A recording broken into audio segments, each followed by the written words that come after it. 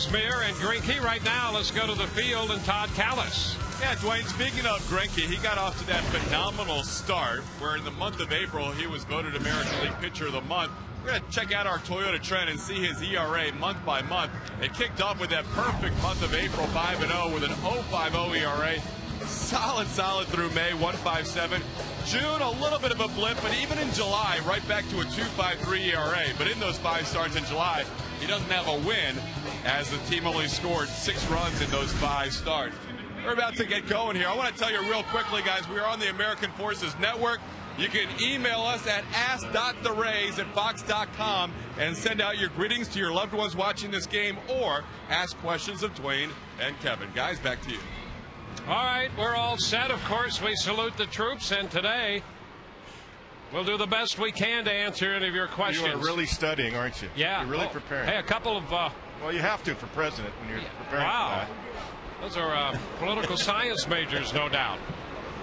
They've been listening. First pitch of this game, David DeJesus takes a strike. I'm with him on that one. I like it. I don't know. A lot of pressure there. There's a strike. You can handle it. I really believe it. Very strong. Well, it all comes down to the people you surround yourself with, so I'm counting on you. All right. Wingman. The 0-2. Down and away. 1 ball and 2 strikes. DeJesus, Bloomquist, and Butler. You see the numbers on Kazmir. And his last start, as we said, was his best against the Yankees of the year. And a wave and a miss. DeJesus out on strikes. And part of it was that slider that he had the other day. That's how he got the Yankees lefties out. One of the best sliders he's had all season. The rest of the lineup, Bloomquist and then Billy Butler. He's had a good month of July and now into August. Mark Teahan, Gallaspo, Buck the DH, Olivo, Friel, and Betancourt rounding out the Kansas City lineup.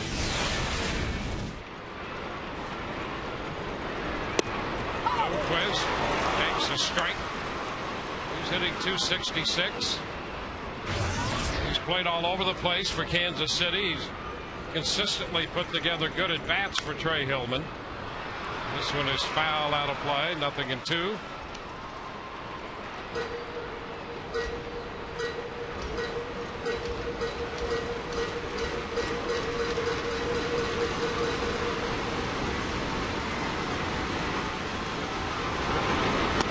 Upstairs. 1 ball, 2 strikes. A lot of youngsters in the ballpark today with this noon start, which means that the noise level is always appreciated and always higher. A little tap foul. Oh, they're all set. Ready to rock and roll. Under sticks in hand. Yep.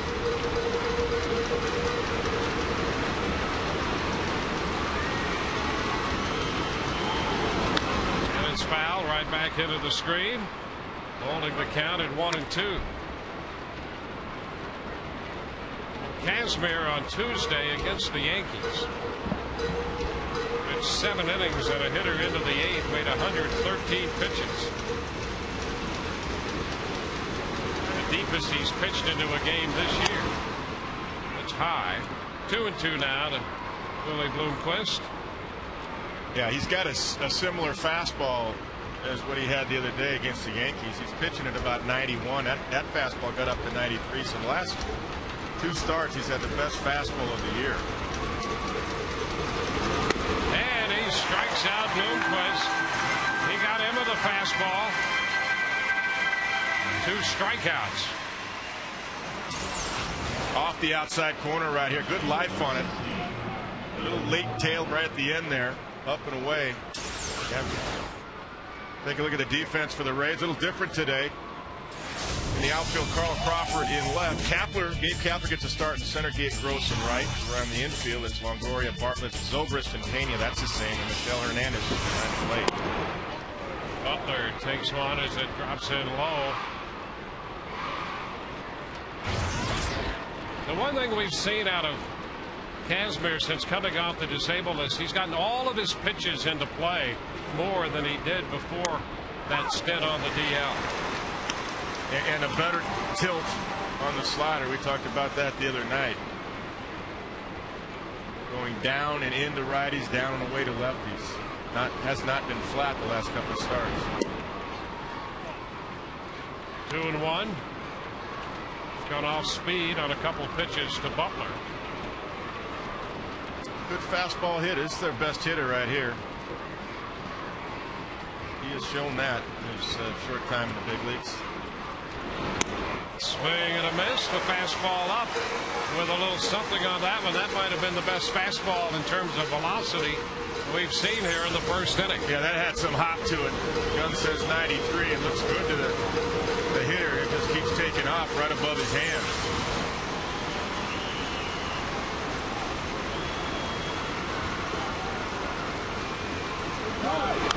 Two, and that's foul back. You know, that's the other thing that Scott's been doing well. He's pitching. He's mixing up all of his pitches early in the game. Fastball, slider. He's already thrown a couple of changeups.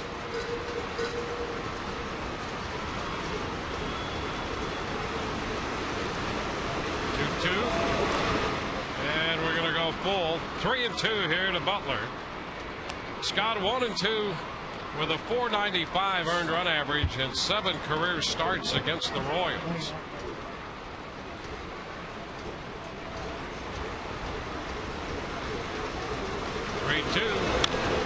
Fly ball toward right field.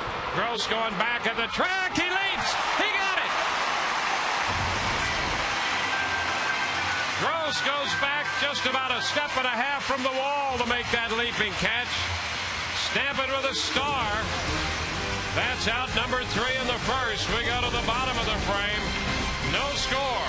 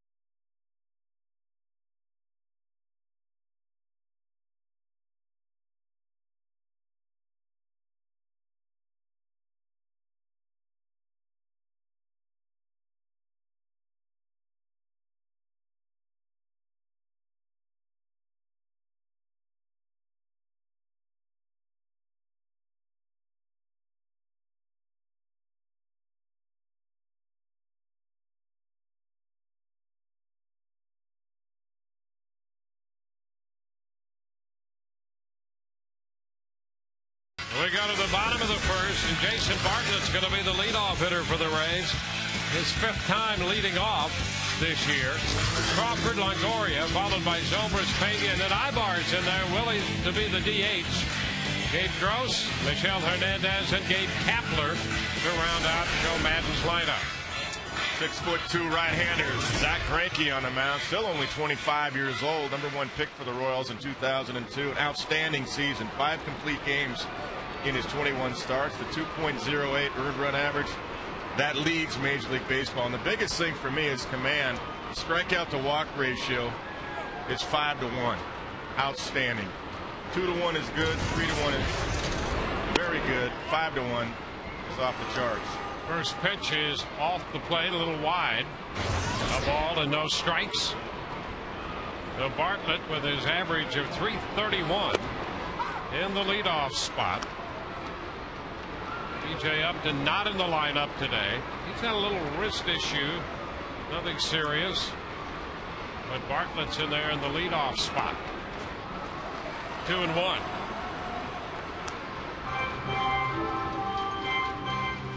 There's B.J. Upton. So a little time off today.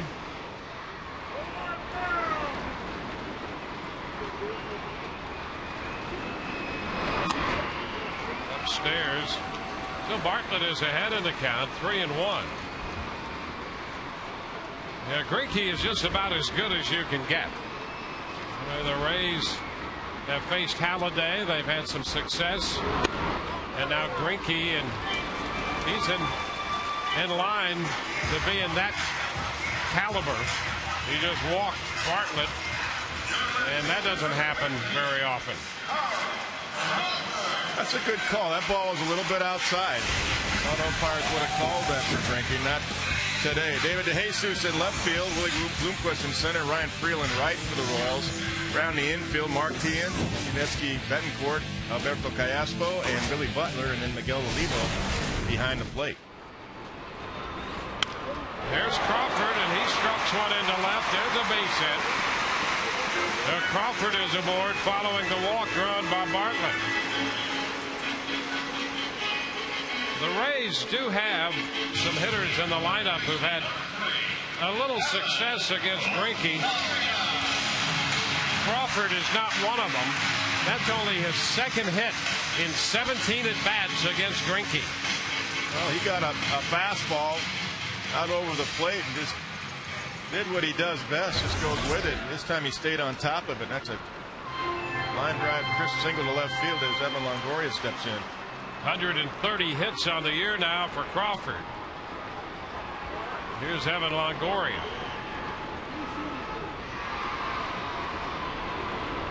Two men on with nobody out. And there's ball one, a fastball that just missed.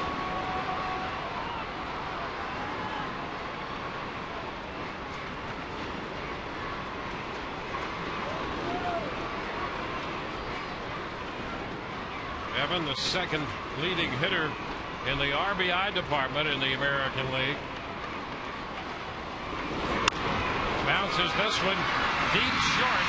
Betancourt's long throw to first is scooped there on a hop by Butler. Bartlett advances to third and Crawford into second. You take that. You get runners at second and third. Betancourt says there's no chance of getting Crawford at second, and he just does get Evan Longoria with the short hop to Butler at first. He almost threw that away. But an effective out because you got second and third with one out. Ben Zobrist's coming up. Ben had some good at-bats against Greinke over in Kansas City. He got ahead in the count a couple times and came out of that game with a couple hits. He takes a breaking ball to start him, and that's a strike. Well, contact right here is of a necessity. You got to get a run on the board early here with this situation against Zach Greinke, because once he gets in the flow, he's extremely tough.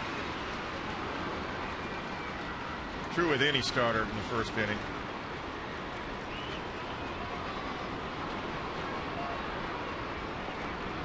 The 0-1 down and away. One ball and one strike.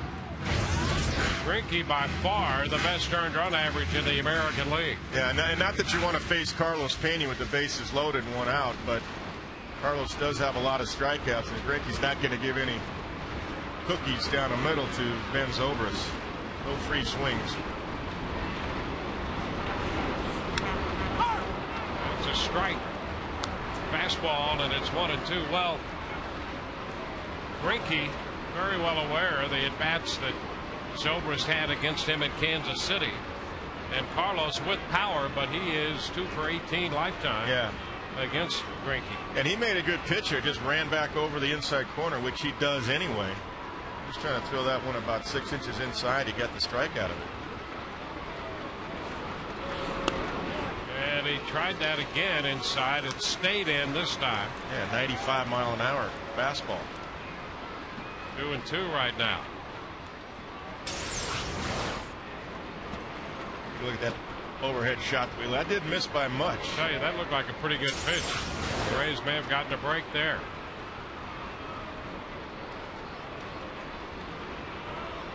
Can't take it again. 2-2 now, and a foul ball. So the count holds.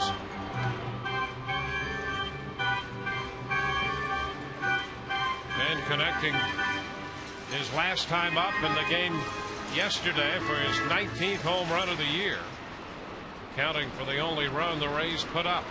Bartlett's at third, Crawford's at second, 1 out. We're in the bottom of the first.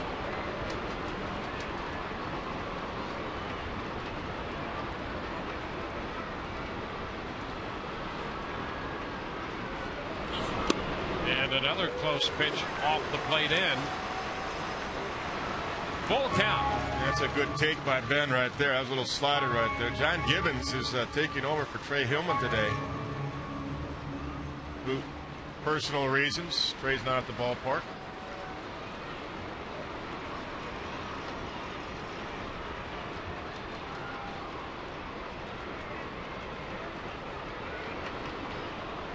Gibbons, the former skipper of the Blue Jays, now the bench coach for Trey Hillman. There's ball 4, and the bases are going to be loaded. So Greinke was very careful there with Zobrist and has loaded the bases. Yeah, that's how you pitch around a guy. If you're going to pitch around him, you do exactly what Greinke did. Make him try to chase balls off the inside corner or off the outside corner, and Ben laid another good at bat on Zach Greinke. So now it's up to Carlos to definitely put it in play.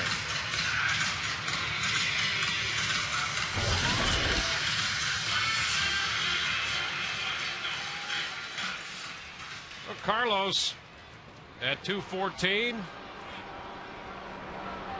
tied for second in the American League in home runs with 26. Justin Morneau of the Twins has 28.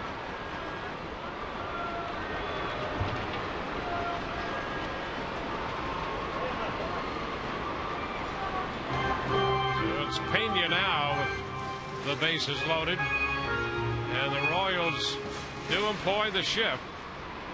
Callaspo is in the hole on the right side with Betancourt, the shortstop, on the first base side of second, leaving Tia alone on the left side of the infield.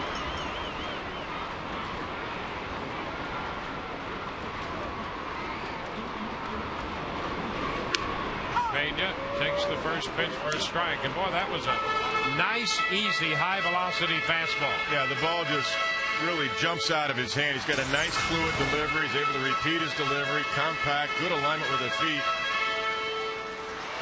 Let's take a look at the overhead. That ball's actually off the outside corner. It missed. So the Royals get a break there. That ball's about 3 inches off the outside corner.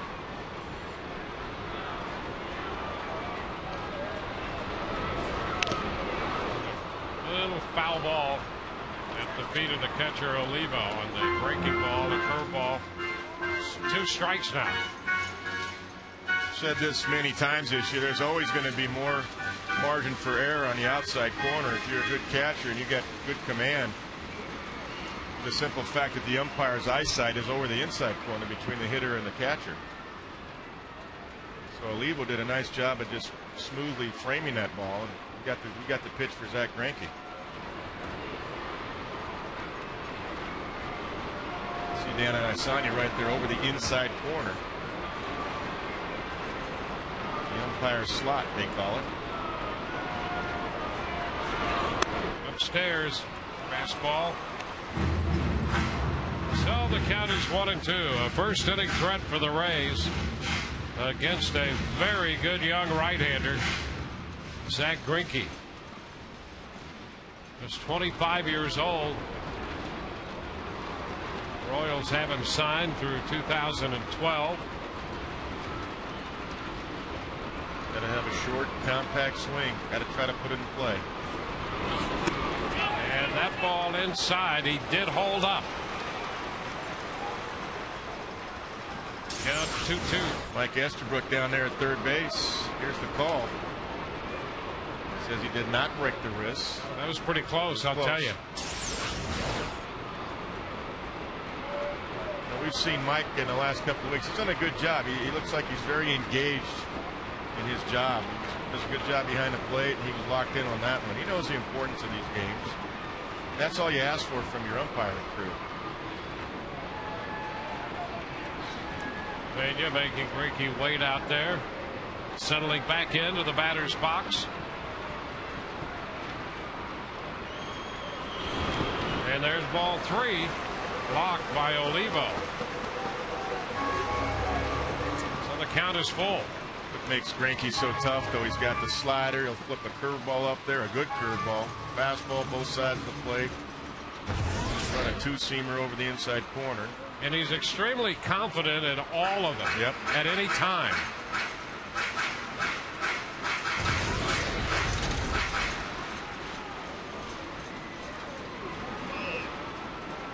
Full count.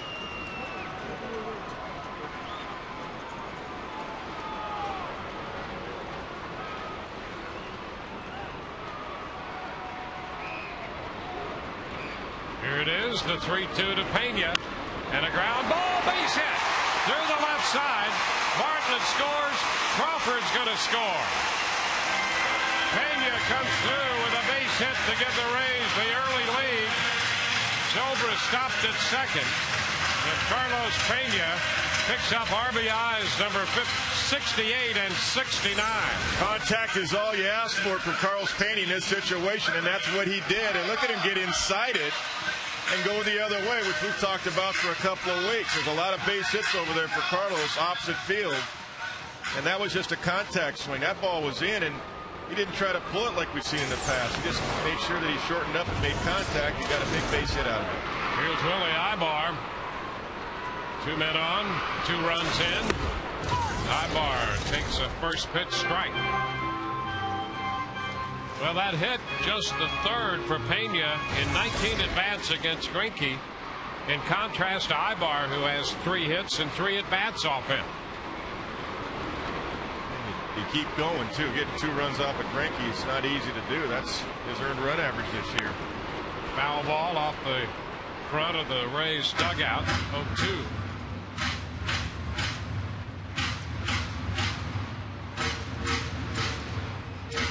Started on the walk to Bartlett in the leadoff spot. Crawford singled. Runners moved up on LONGORIA's ground ball. Zobrist walked. Then the base hit by Pena. 2 strikes the count to Ibar.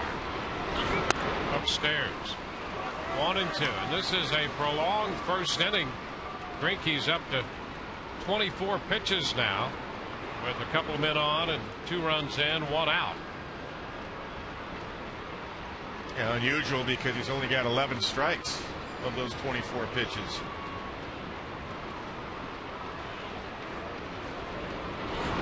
And a wave and a miss on the breaking ball. Olivo hung on. So Ibar is out of there. First strikeout, second out. Yeah, he swung over the top of it. So there's no play, there's no force. Runners are at first and second, so he doesn't even have to tag Ibar. There's no base open. So it's Gabe Gross about to step in.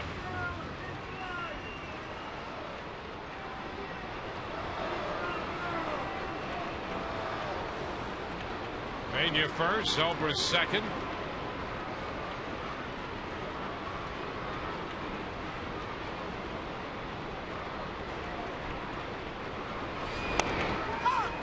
Pitch is a strike.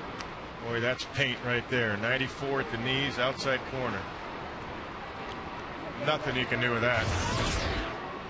Check this out for Greinke in his 22 starts. That includes today. So coming into this, he'd given up just 9 runs in the first inning. 11 now with these 2. Like a lot of pitchers, if you get a chance to get them early, you'd better get them. Yeah, once they get in the flow and they get the feel of all their pitches, they start putting zeros up there. The Roy Halladay's and Zach Greinke's and Josh Beckett's. Just about getting the rhythm and a good lather going. Once you get all their pitches going, it's tough. So that contact hit by Pena was extremely important. 2, the count to Gross. You know, you don't get guys on the ropes very often, and when you do, you better make contact. Yeah, I mean, you look at that number. They're on average considerably higher in the first inning than it is overall.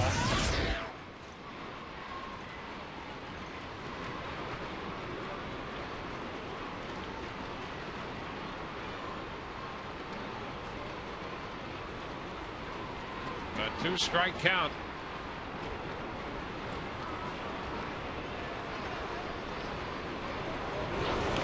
And this was skipping away from Olivo. It's going to be a wild pitch, advancing Zobrist to third and Pena up to second. The 5th wild pitch of the year charged to Greinke, and now the Rays have both men in scoring position. Yeah, that ball popped in front of the plate, and Olivo didn't square up the left shoulder. You see he's open right there. Meaning you got to bring your left shoulder and bring it in toward the plate to bring that ball back to center. He didn't do that. That's why it skipped over toward the dugout. John Gibbons knows that. He was a catcher.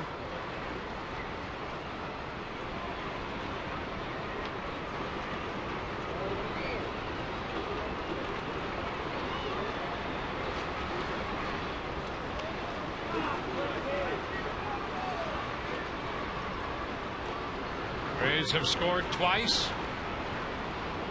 It's been a long first inning for Greinke, who's working here to Gross. And he got him. Gross out on strikes. That retires the side. 29 pitches. 2 runs for the Rays. They came on the base hit by Pena, and the Rays lead 2-0.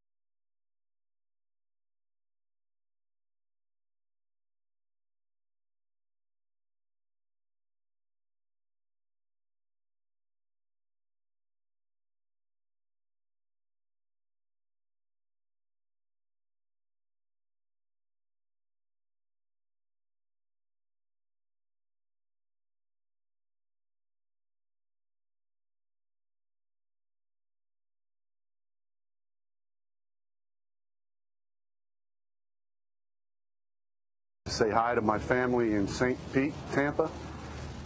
The DeRussi family, go Rays. We're grateful for his service and that of all of our men and women. With our Game 8 broadcast on the American Forces Network, we welcome any of our troops stationed overseas to ask us a question. Mark Teahan sends one deep into left center field. That's going to be off the bottom of the fence. The 0-1 pitch hit the other way into left center for a 2-base hit. That opens the second inning.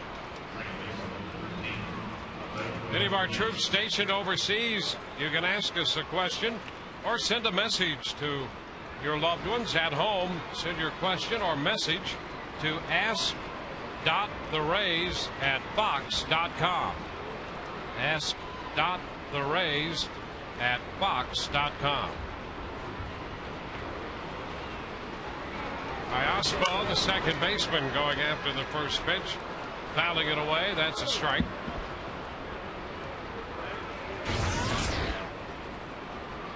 He's hitting .298.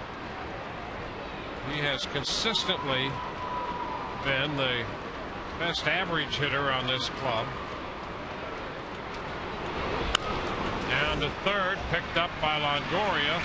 Ian remains at second on the look by Evan. Iospo's out of there. Longoria to Pena. Yeah, nice hands by Longoria. He's playing even with the bag in case of a bunt. And crossed over, went to his left, very smooth over there. That's a big out because it didn't advance the runner. Here's Evan, just about even with the bag. Crossover step, and it's right there. Wow, right into his hands. Checks the runner back, throws a strike to Carlos. Tian's at second base still with one out, and here's John Buck. He's the designated hitter, and a fastball swung on and missed. Strike one.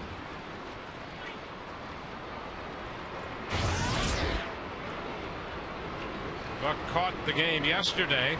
He had the base hit in the 8th inning that dropped in front of Gross in right field. That broke up the no-hit bid by James Shields. It's 1-1. Here's a look at that hit.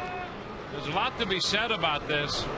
I thought it was played perfectly by Gross out there in right field, given the game situation.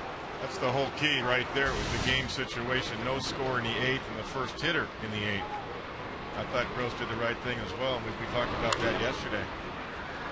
Buck fouls it away, 1-2. And he mentioned that too, why he didn't dive for it. And you know that, I mean, you can if any situation to death, but if the Rays had had a 3 or 4 run lead, it's a different story. Absolutely. He may have taken the chance right there to catch that ball and keep the no-hitter intact, but the Rays missed an opportunity or two to score, and so at the time, the scoreless game. And really, it was the right play because the bunt happened right after that, and Yano Navarro threw it into the outfield, and then they didn't execute the rundown play, so it would have been a double play on the bunt. Pitch popped up. Back, foul ball. Hernandez after it, still tracking it. He stayed with it and caught it. So Hernandez takes care of Buck. 2 gone. The Rays have had some defensive issues. There's no question about that, and yesterday was part of it. Here's the bunt attempt by Gorga. It's right there, and Yano just rushes it, hops it into center field, and that created a first and third situation. And then you've got the rundown play, and Jason, and I agree because I said this, you need some help. If you run the runner back, you got to have some help on the infield, and Jason mentioned he and Ben Zobrist said now talk that over now that they're working together, and they'll make sure that doesn't happen again. Here's Miguel Olivo. The pitch outside to him, and you're right about that. Bartlett, just as we mentioned yesterday, just a beat late in making the throw to the plate. He had to rush it then, and communication's a key, and you're right, he's got to get help there from his teammates. Well, the key is it's your middle guy, it's your partner, because he's closest where you can actually hear him. It's not really Evan Longoria or anybody else, because you can't hear across the infield where there's a sellout crowd, especially. People are cheering and yelling, so it's your middle guy, your double play partner. It's got to be your eyes for you as you're running him back. 1-1 to Olivo is down and in, 2-1, but the bottom line on that is, and everyone, you can't help it. Everybody does. The team compares itself to last year. Fans do that. We do that. It's just human nature. But the defense has been different this year. It's going to square the count at 2-2. When you win a division, especially the toughest division in baseball, the American League East, you make the plays yesterday that we saw. You make that double play bunt play. You're out of the inning. You make the rundown play. And what that turned out to be was a couple of runs for the Royals, and that was a big difference in the game. And they got a couple more, and it became a 4-run game. Those are games last year the Rays would have won. But I look at the numbers, and you're 25th in fielding in baseball. Yeah, this team's a better defensive team than that. Right. 2-2 has popped up. That's a foul ball and going to be out of play. You know, last year there was a sense about this defense, and it comes with confidence, and I really thought it started with Bartlett at short. He was so good in that in his mind he felt as if he could make any play, and did. And it's important that the team still retain that mentality as they go into the final 2 months of the season. Little tap, third base side, rolling foul. So we'll see another 2 to pitch. They've got to feel that way, and then they've got to execute that way. Well, when I look at the 9 guys out there on a daily basis, I think it's an excellent defensively talented team.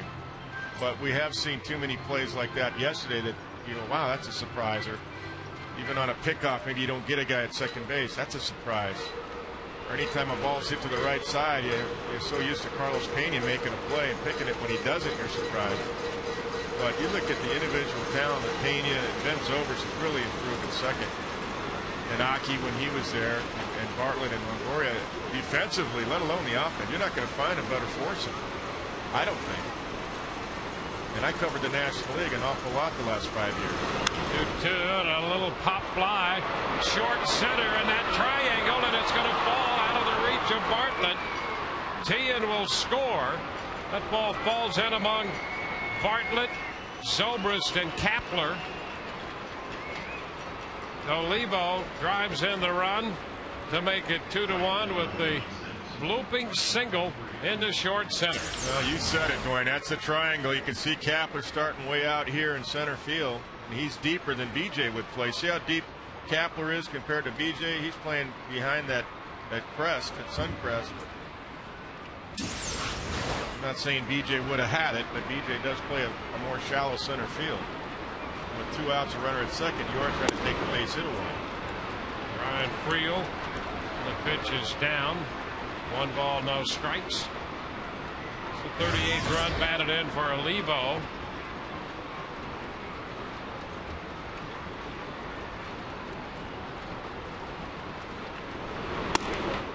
Upstairs, 2-0. It's actually a starburst. What did I say? Suncrest? It's a sunny area, you know. That's right. You get rays from the sun, and it's a starburst.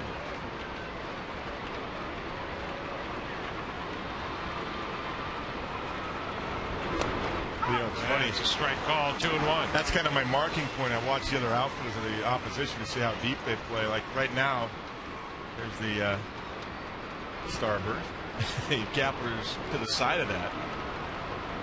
You'll see many times BJ will be, you know, right on it. Maybe 10, 15 feet in closer. It's foul and takes the count to 2-2.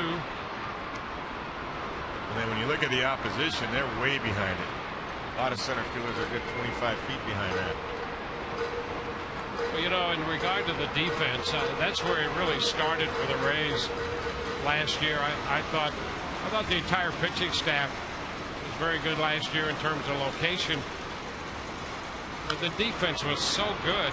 And in fact, when your defense is that good, I think it gives your pitching staff so much more confidence when you hear the term pitch to contact, when you're not avoiding that, because you know you've got such a good defensive team behind you. Well, even the play Gabe Gross made in the first inning, that took a double, maybe a triple away. That ball was smoked to right field. It was a great leaping catch. That takes you out of an inning in the first. Could have been at least a double with Tian coming up. Real fouling a fastball away. Yeah, Gross made a heck of a play on that ball hit by Butler.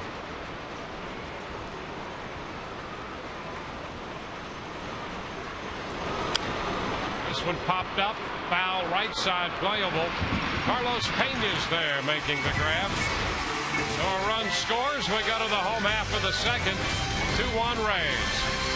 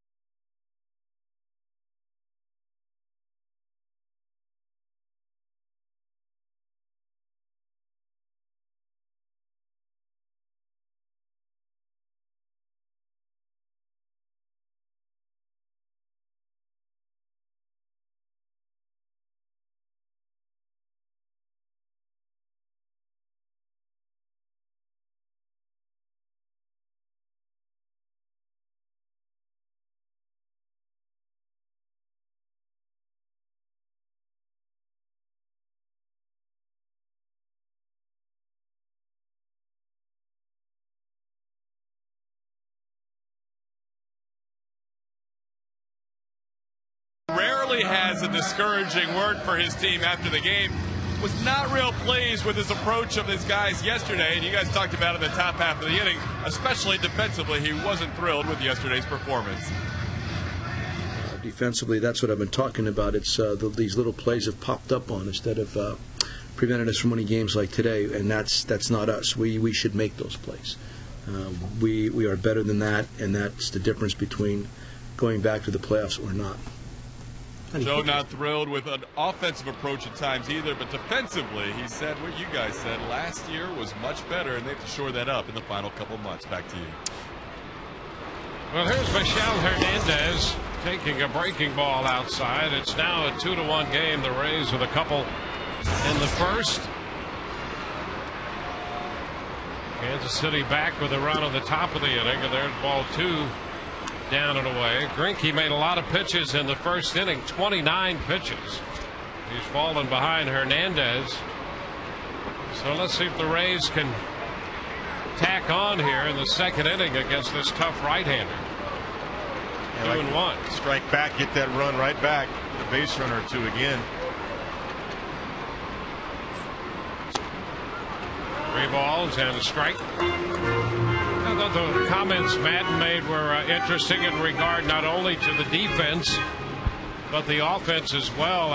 And it does seem that this offense, there's ball 4, could be in a position to manufacture a few more runs and put the ball in play either on a bunt or just by shortening up and making contact.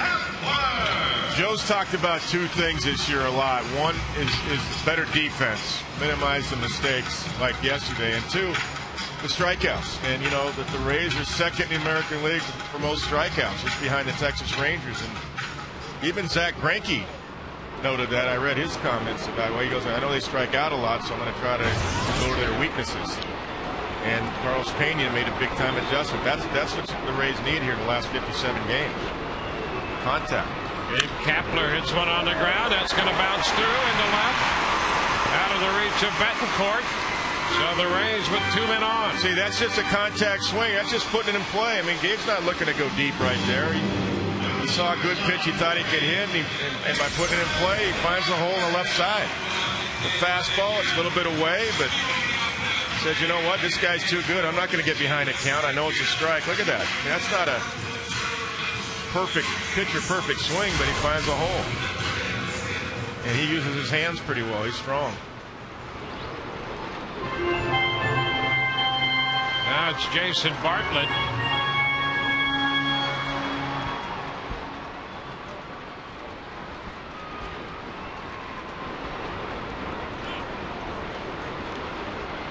Bartlett shortens to bunt, takes the pitch for a ball. What Kansas City put on there is the regular bunt defense, the #1 play. That's where Greinke's job will be to cover third. First baseman Butler is already in. He's charging. So anything at third or up the middle, that's Greinke's job. The third baseman, if it's bunted hard to third, he has to read the ball and then come in and take it. He's going to try to stay right there. And the bunt, third base side, pretty good. That's going to stay fair and go by the bag. Bases are going to be loaded. Bartlett right down that third base line. He had elected to see if it would go foul, but it was hard enough to stay fair. Yeah, and right here, the Rays know that anything on that turf and on that dirt, it's going to stay fair. It's tapered, or it's going to stay fair. Look at that, perfectly tapered, manicured right there. And Bartlett did exactly what we talked about. He tried to make the third baseman field the ball to leave his position, so that would make sure that Hernandez would get to third. That's the right way you have to bunt it, and by doing that, you got a base hit out of it. Everybody's okay there. Collision. Bartlett, a little bump there to Callaspo, the second baseman, who was covering first. Now the bases are loaded with nobody out. Carl Crawford about to step in. Carl singled and scored his first time when he took a pitch the other way, lined a single into left. He fouls throws this one the other way. That's going to be out of play. An opening fastball in this sequence.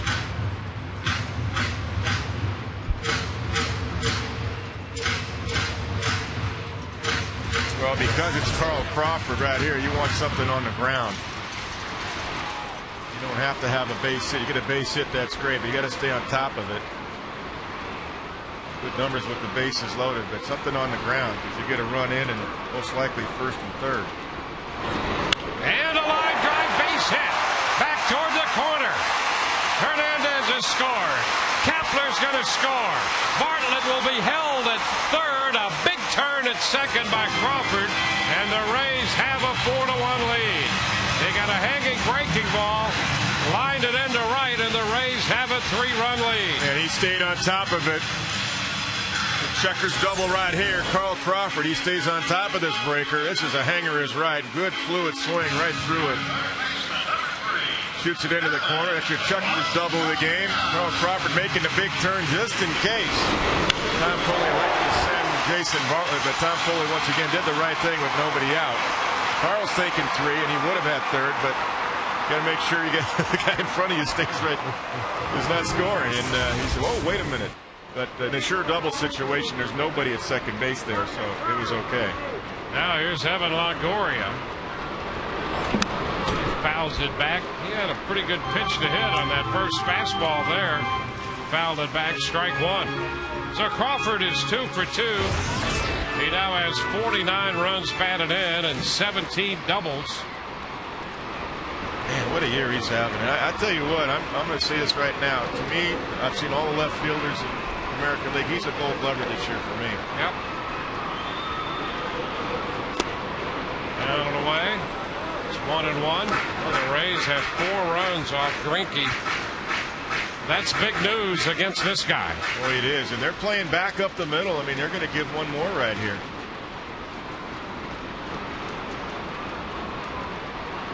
If they can put it in play up the middle, they'll give another run. Wave and a miss. 1-2.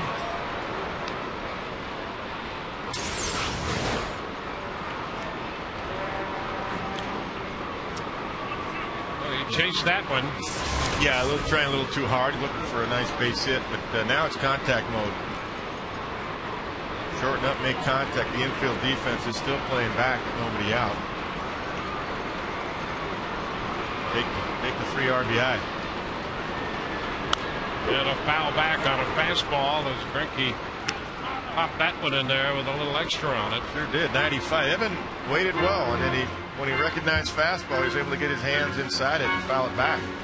You know, I think that that strike 2, the pitch he chased, was a direct product of him missing a pretty good fastball to hit on the first pitch. Yep. When he fouled it back, and he was hoping to get another one. Chased a bad pitch. And is out on strikes. A fastball in. Picks up the corner. And Longoria is called out. Yeah, he thought this time he might get something. That looks like it's inside. Oh, yeah, that's a good 4 or 5 inches inside. Bad call. Dan Sonny. I gave Dan the break before because I said his eyes are over the inside corner. They usually get those right. He missed that call by 5 inches. Too bad, Evan. Hey, we've got the overhead shot here. Yeah, that overhead shot in baseball is great. Check the tape after. Bad call. Here's Ben Zobrist. He's out in front of that one. Change up, strike 1.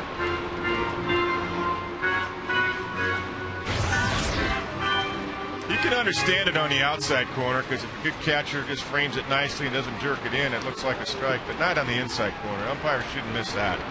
That's where their eyesight is.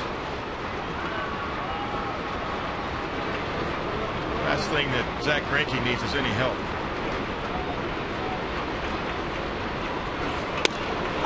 And that's a strike. 0-2. Leadoff walk, then the base hit. Hernandez and Kapler, they've scored. Bartlett's at third. Crawford's at second. Greinke got a big call third strike on Longoria. Now he's ahead of Zobrist.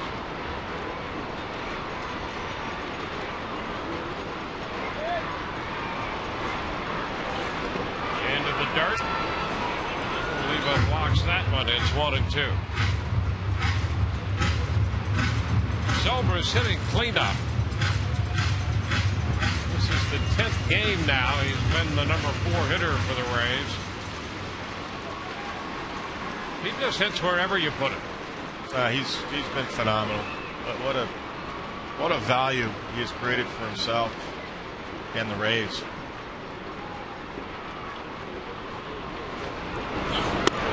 And there is strike 3 call. So Greinke with a couple of called third strikes coming at a very big time for him. Let's take a look at this one. This one looks like it had the plate. High part of the zone. Yeah, it had the plate. It had plenty of the plate, about bell high, and that was a strike. The last one he missed, that one he got right. So now it's Carlos Pena who got the big hit in the first inning to put the Rays out in front. Pena with a couple of runs batted in when he singled into the opposite field.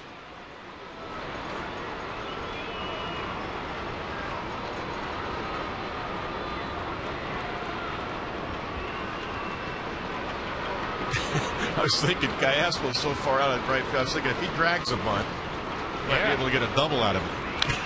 A little tap foul. Strike 1. Hey, look where Gallasco is. Boy, you would see some scurrying. There's no question about that. You've got Betancourt's up the middle. A lot of times the shortstop will be on the first base side of second base. Playing in the normal second base spot, but yeah, not this time. Carlos could hit one right at Larry Vanover. He'd have a base hit. Easy. Different alignment. Different clubs have different shifts on Carlos Pena, depending on who's on the mound. Did he go? Yes, he did, says Estabrook. 2 strikes.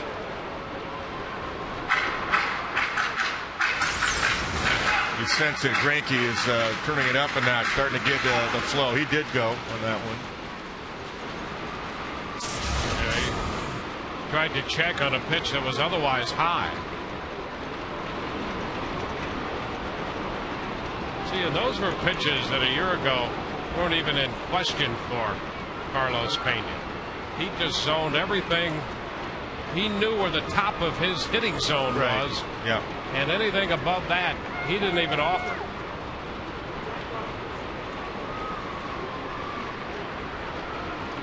Oh, 2 the count to Carlos.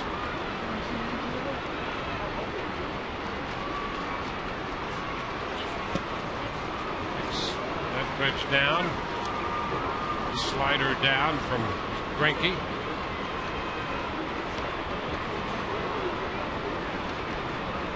Bottom of the second. Rays with 4 runs, 5 hits. They've drawn 3 walks.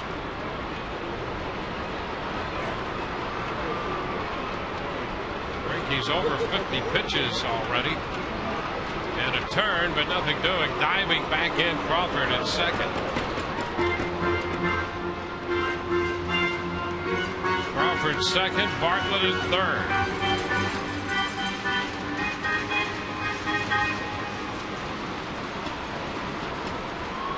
Bartlett put down that perfect bunt that rolled all the way up the line past the bag at third. Unloaded the bases. Crawford doubled home a couple.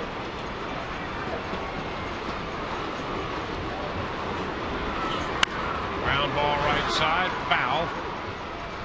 Forcing another pitch.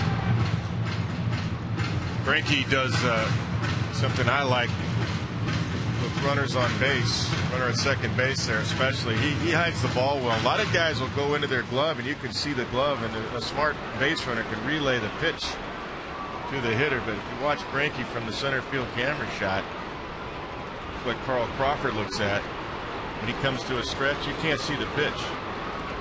See, watch this. He hides the ball. You can't see the grip. A lot of guys give that away. And a wave and a miss on the fastball. Pena strikes out to retire the side, but the Rays get 2 on Crawford's double. They lead 4-1.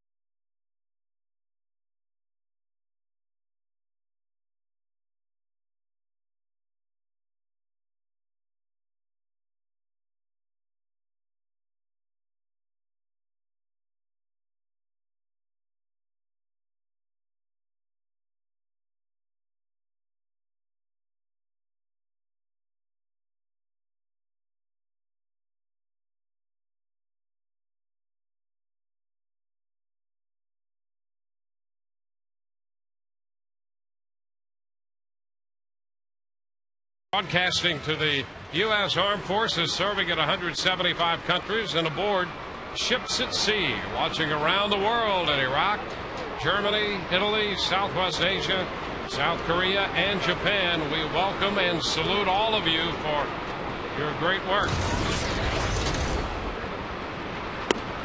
Here's Betancourt taking the pitch, and that's in there for a strike. We're proud to bring you this game in high definition. Yudinski Betancourt, 224 for the year, lofts a foul third base side and out of play. 0-2.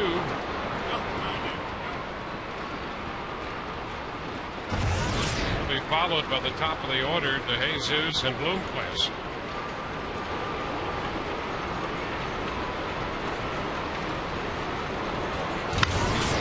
High ball, center field. Kepler has it. One away. Casimir picked up a couple strikeouts in the first inning. Gave up a couple hits and a run in the second.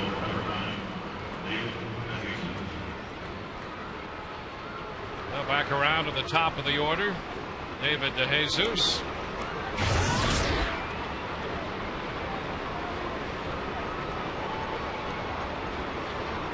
DeJesus, more than anybody else in this lineup, with a close second being Martia, has had the greatest amount of success against Casimir. Interesting, both left-handed hitters. Yeah, that's been a problem for Scott this year. Lefty's still hitting 298 coming into this game against him versus righties at 277. But he did have a better slider the other day against the Yankees, and he was more effective. I think it was the best slider I've seen him have this year. High ball, not too deep. Right side, and Gross is there to make the catch. So 2 away, 2 up, 2 down in the third. If you happen to be traveling and can't watch the Rays, you can always catch the game right on your computer with MLB.tv, featuring 100 out-of-market games per week live on your computer. And you can catch the games you missed on demand. For details, visit RaysBaseball.com, where baseball is always on. Willie Bloomquist. Pitch is a strike. Scott's throwing strikes. He's pounding the zone. Well, he's in a position here, getting the first 2 outs on 5 pitches, where you could have one of those low pitch count innings that would really help as he tries to pitch deeper into games. That's something the Rays have received from their starting pitching. The last time through the rotation, here's Gross under this one, and it is a low pitch inning. We're headed into the bottom of the third with the score, 4-1 Rays.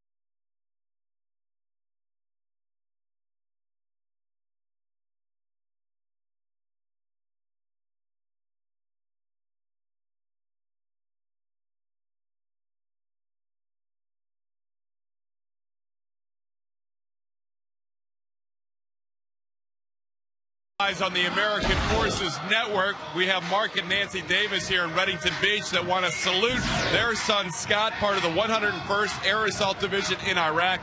They say they love you, Scott. They can't wait for you to get home. And guys on our Ask the Announcers, same email address, ask.therays@fox.com. Matt wants to know about a play yesterday as Willie Ibar leads off against Greinke and takes a called strike. The play was the play with Deanna Navarro where he threw to second. Matt wants to know, is James Shields in charge there as to what base to throw to? Because you see Shields almost got picked off, or is that Navarro's prerogative from the start? Guys, back up to you. Yeah, it's 1-1 here. Yeah, you know, Shields had to duck to get out of the way, and I'll tell you, there's a bunt by Ibar. Greinke quickly off the mound, and Greinke makes a nice play to defense that bunt. That's one away. Well, Ibar is going to make the play. It's right in front of him, I would think. Nabi's going to make the play because the bunt was right there, and he's immediately he made the right choice. He just didn't execute it. You know, and perhaps in seeing that replay, perhaps because Shields was right there, maybe that bothered him on the throw a little bit. I'm not making excuses, but nonetheless, you've got to throw a strike down to second base. But no, that's the catcher's play all the way because it was like a foot from him. It was right in front of him. His reaction was exactly right. You get the lead runner. That's a gimme right there. The pitch now to Gross, and that's a strike. Ibar out on the bunt attempt. Yeah, Nabi's right there. It's in front of him, and frankly, Shields. I mean, he was pretty fortunate coming down. Yeah, when you take a closer look at the replay. Look at that. James is thinking Navarro's going to go to first. Take a look now. Look at Shields. He's coming straight in, and Nabi throws it. Look at him, just ducked right over his head right there. Right over his head. Yeah, that's you know, the more you think about that, I mean, that's a problem for Navarro that in the heat of making that play is overlooked. But you look at it on the replay, and I know that you know. These guys don't need us to make excuses for them. They're major league players, but that is a situation where that could be a concern toward making a good, accurate throw to second base. Well, it was a lot closer when you see it in replay than what you think initially, that's for sure. But nonetheless, you clear yourself, you make sure you got a vision to second base. If you throw a strike, you got the lead out. Not only you get one, you get two out of it. No, that was the right call. You know, Navarro, and that's his call. There are cases, Kevin, when a pitcher would be coming down and yelling first. But in that case, it didn't appear that Shields was saying anything. Well, and really what you work on in spring training, you know, when you work on your bunt defense, the catcher's the one that directs the pitcher where to throw the ball if the pitcher fields the ball. But that was Nabi's play all the way. That's a strike to Hernandez. Yeah, you're right. And he had the play right in front of him, as well as Shields. It almost picked off Shields. This one is down. But also, you know, something I want to bring up now that we're talking about it. That's why I'm still a believer that you take infield once in a while as a team, because when's the last time Nabi threw to second base on a bunt in a game-like situation? Little tap back to the hill. Greinke has that one, and he has a 1-2-3 inning. Rays up and down in order. We're through three, on to the fourth. It's 4-1 Tampa Bay.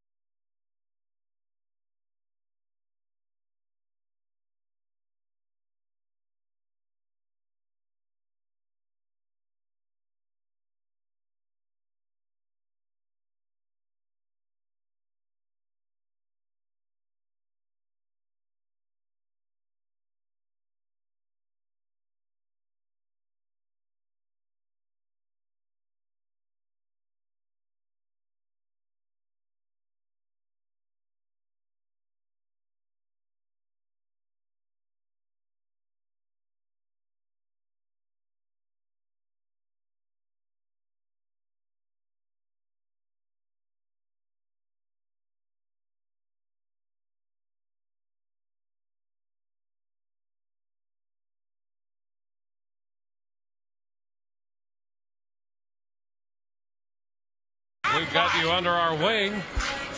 James Shields with that 7 innings of no-hit baseball yesterday. That's the Rays franchise record for most consecutive hitless innings pitched to start a game. That's our Aflac trivia question. Billy Butler will open the 4th inning. Pitch is high. 1 ball and no strikes. You know a lot about the defense that we were discussing, and that particular play there. A couple of big plays that haunted the Rays coming out of yesterday's game. 1-1 to Butler. You know, it's an interesting question you bring up, Kevin, about teams taking infield, because I just don't see many teams doing that at all. No, we're copycats in baseball. One team starts not doing it, and they like to work out early in the afternoon, 3 in the afternoon, and all that. Bring their guys out. That's fine and good. I asked Mike Socia one time, who's an excellent, fundamentally sound manager, and his teams are fundamentally sound. But he said that to me, they work so much in the afternoon early that, you know, they just feel like it's not a necessity. And I said, yeah, but what about being out there in front of the crowd and the intensity of a 12-minute infield with 30,000 in the stands? That's when your home team gets to see you. And I said, you know, and you're out there as a group with the outfielders and the infielders. Because, you know, you watch the outfielders work, and they do their throwing, you know, long and early in the afternoon. I'm not saying they don't work, they do. Or you watch them take ground balls and fungos during batting practice, and half the time you're diving out of a way of a line drive coming at you. When you do it as a team, and for a catcher, I used to love infield because you work on every play that you'll have during a game from a throwing standpoint. And I mean, after your first round, you're doing the fungo hitter will roll a bunt, you throw to first base. The next round, you're doing double plays, you do a bunt, you're throwing to second base. And so that's why I ask. I don't know. I mean, I'm sure they're working on it and do it early in the afternoon, but most teams, I can't even name one right now that I've ever seen take infield this year. 3-2 again to Butler. He drives it into center field. Kapler's going to have to race back, and on the track he makes the catch. Well, Kapler had to get on his horse and go, and as he approached the wall about 2 big steps from the fence on the warning track, he hauled it in. Boy, that was a great catch because he had to track it, pick himself up where he's looking, and then watch there, a little peek. Just a peek to know exactly where the wall was. You know, and Gabe hasn't been out in center a whole lot this year. He's only made 4 starts out there, I think. Yeah, that's not an easy play. We're used to seeing BJ make that play. But Gabe did a nice job to just take that little peek and see how many strides he had until he hit the wall. And then pick the ball up once again. BJ said, yeah, I'd make that play. Yeah, I got that. He's got a highlight reel of about 8 or 10 of those, doesn't he, BJ? Yeah. Martian. And a fastball to start him is in there for a strike. But, you know, most guys will tell you, most managers will tell you, well, infield's really for the outfielders, and that's true. Because the outfielders, when do they really throw to home plate? Yeah, in a game. Under duress. In a game is when you do it right.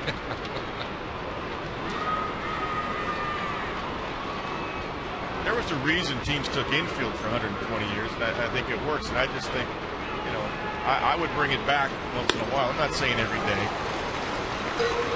Definitely, I used to like to take it the first time into a new city because every turf is different. Just like that little bunt that Jason Bartlett bunted down the line and got the hit. See, you would know that in infield because you would roll bunts.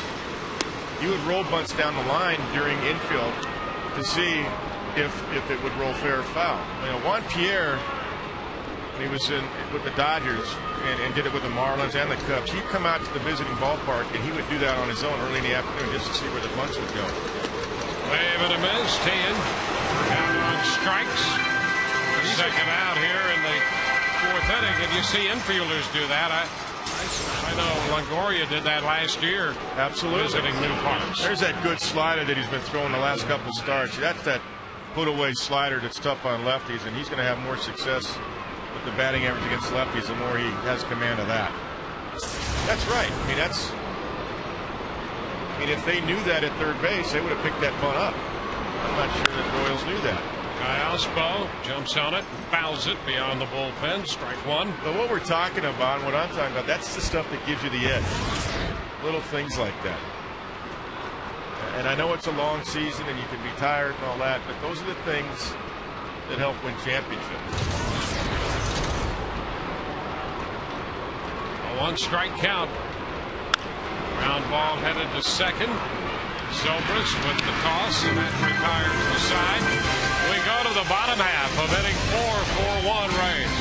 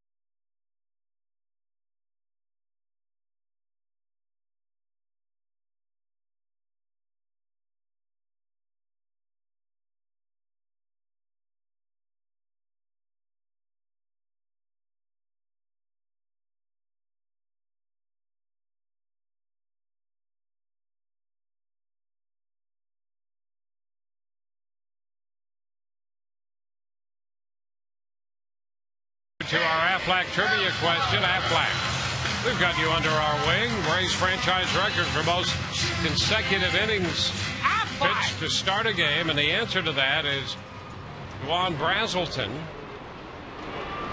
Brazelton against the Florida Marlins most recently, and prior to that, Tony Saunders pitched 7 2/3 of no-hit baseball in '99 against Baltimore. 7 innings for Shields. 7 innings for Shields in the game of no-hit baseball yesterday. There's Kapler bouncing out to short. Of course, Garza earlier this year against the Red Sox went 6 innings. So those two guys, 6 for Garza, 7 for Shields, and then the top two, Brazelton and Saunders.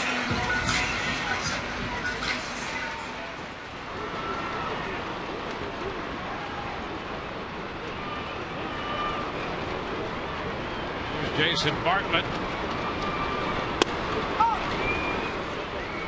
A strike. Jason's been on twice today out of the leadoff spot. He walked and scored in the first, bunted his way on in the second inning. That pitch stays inside. A breaking ball that stayed in, 1-1.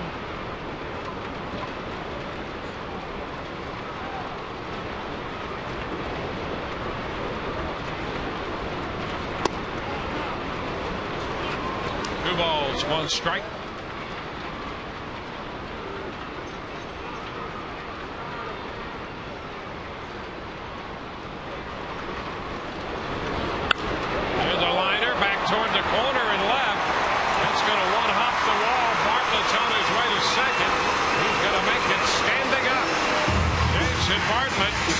For the 3rd time today. That's his 22nd double.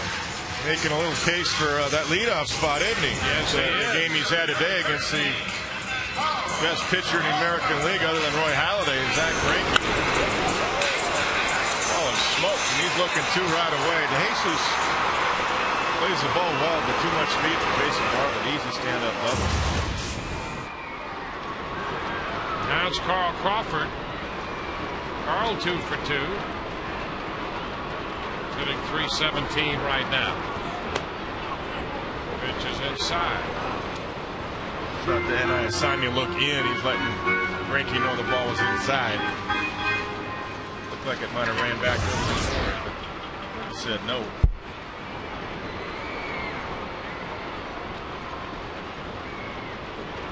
The Rays with a man in scoring position. Slow 2-0. Carl with these 2 hits today. Back in the top 10 in the American League in hitting. He's 8th in the American League in hitting right now with his .317 average.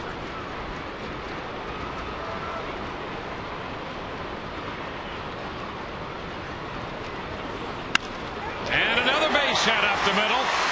Here comes Bartlett around third. He will score, and the Rays make it a 5-1 game. Carl Crawford is 3 for 3. Well, this little combination is working out well. Third run batted into the day for Carl. Yeah, both guys have been on 6 times. That's 3 hits for Crawford. Bartlett has 2, and with Bartlett's speed, there's no chance for Willie Bloomquist in center field to make a play.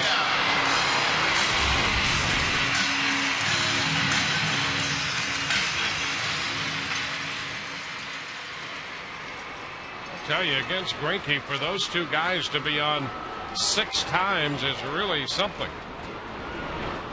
Now Crawford over there with his lead.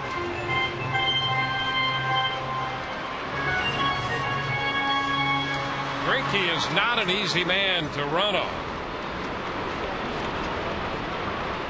Carl with 48 steals.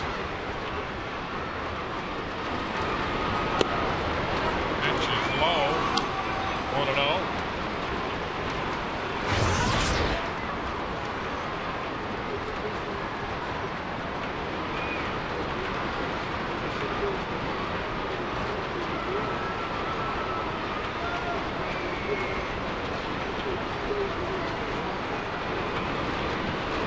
Crawford, the pitch and the throw trickles into center field, and Crawford's going to go to third.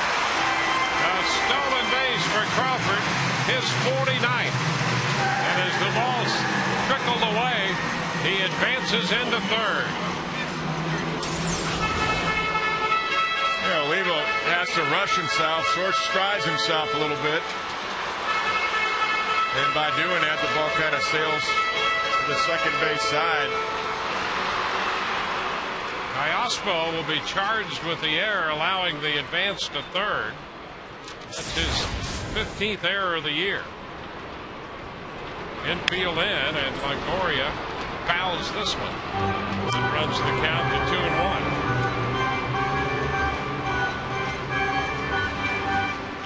Yeah, tough play for Iospo with a runner coming into his left arm there as he's trying to make the play covering from second base, but nonetheless he should have made the play, should have held on to it.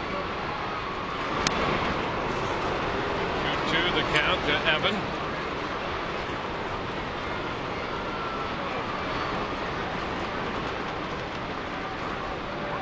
Longoria looking for his first hit off Greinke. He's 0 for 9 lifetime against him. A 2-2 count. The fastball out of play, pulling it down the left side. Yeah, I think this time Evan was looking in there. 2 strikes the last time. Greinke doubled up on him and struck him out looking.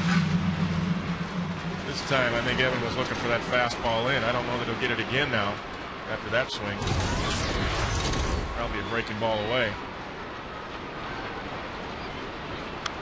And it is the breaking ball. Slider there, and he fouls it. When you're 0 for 9 off of Greinke, you know, it's tough to do with 2 strikes. But what you do is just look for 1 pitch. And you hope you get it. And Evan did on the pitch before the last one. But now, you know, he can go back inside or he can go back with the breaker away. And he lays off this time. The appeal, he says, nope. Sam Holbrook indicating he held up. So the count is full.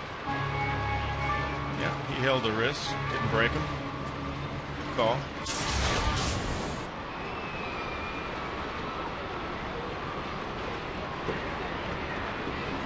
3-2.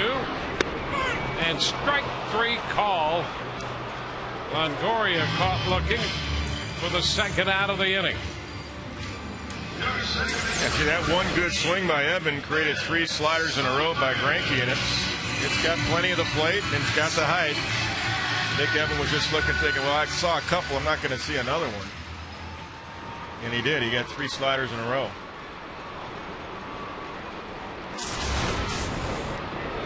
Here's Ben Zobrist. Got him in between.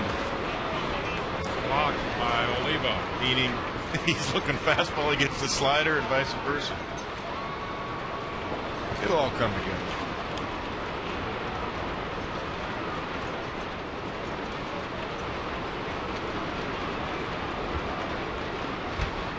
Rays scored twice in the first, 2 more in the second. They have another run in the 4th inning. A strike on the outside edge. 1-1. A lot of pitches for Greinke. And 83 pitches already. 2-2. Now back. 1-2. Well, Greinke pitched very well in July, but he had no wins. He had a .253 earned run average in July. No wins, 3 losses, and a couple no decisions. His last win was on the 28th of June when he beat Pittsburgh 3-2. Pitch is down. 2-2. He's given up 5 runs today. That's more than he has given up in his last 3 starts combined. Gave up 1 run to the Rays, 1 run to Texas, and 2 to Baltimore in his last 3 starts. Thought he might have had the corner there, but it's inside. Boy, he does a good job at running that fastball in off the inside corner. 93 miles an hour, and it was a ball. It was off the inside. That's a great overhead shot.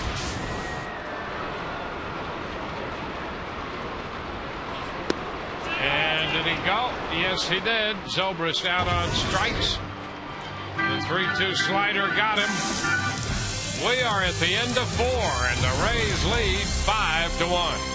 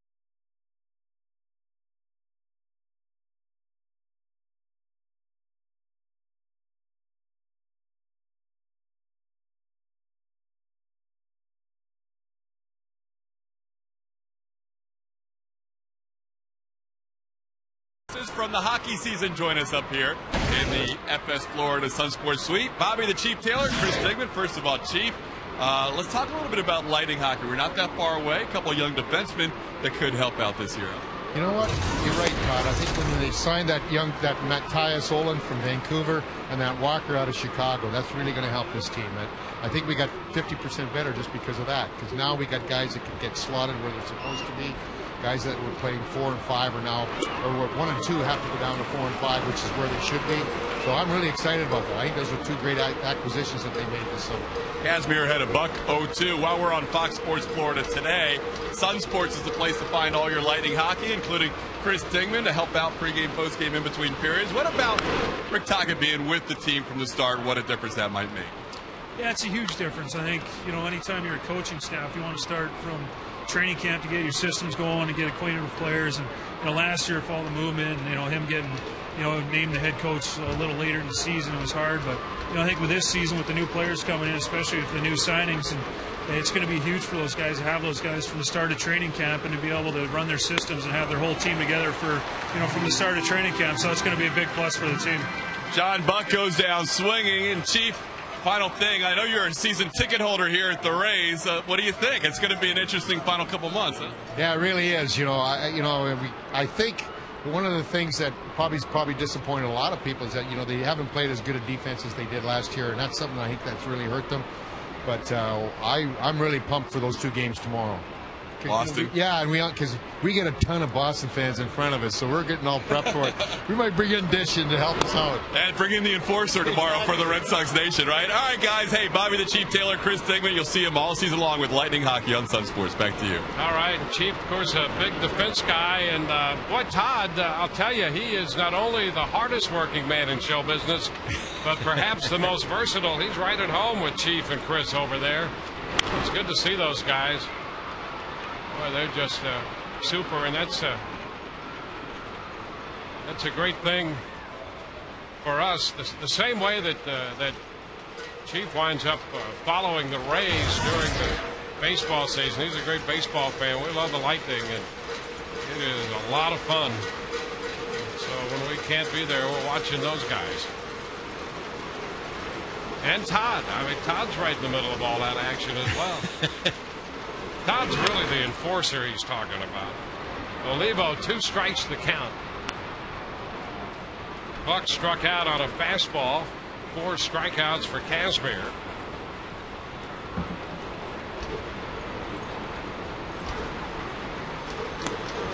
Out and in. 1 ball, 2 strikes.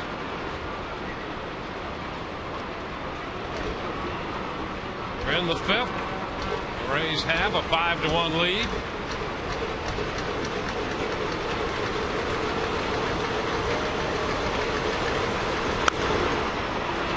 It's going to be foul and out of play. Both Crawford and Longoria headed in that direction, but it's behind the bullpen. Down to the beach bar. It's another place Todd Callis frequently pops up. I thought so. That's where he's headed next, I think. Be down there to spread the wealth.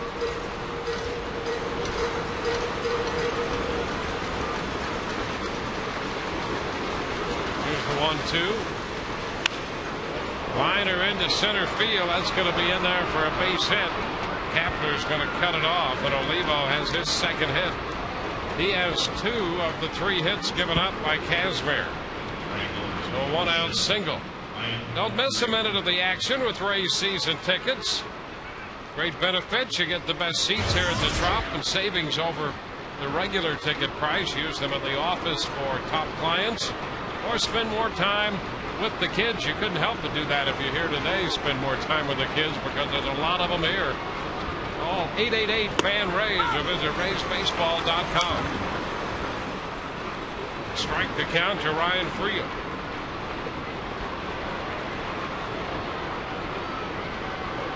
They always have fun here at Tropicana Field.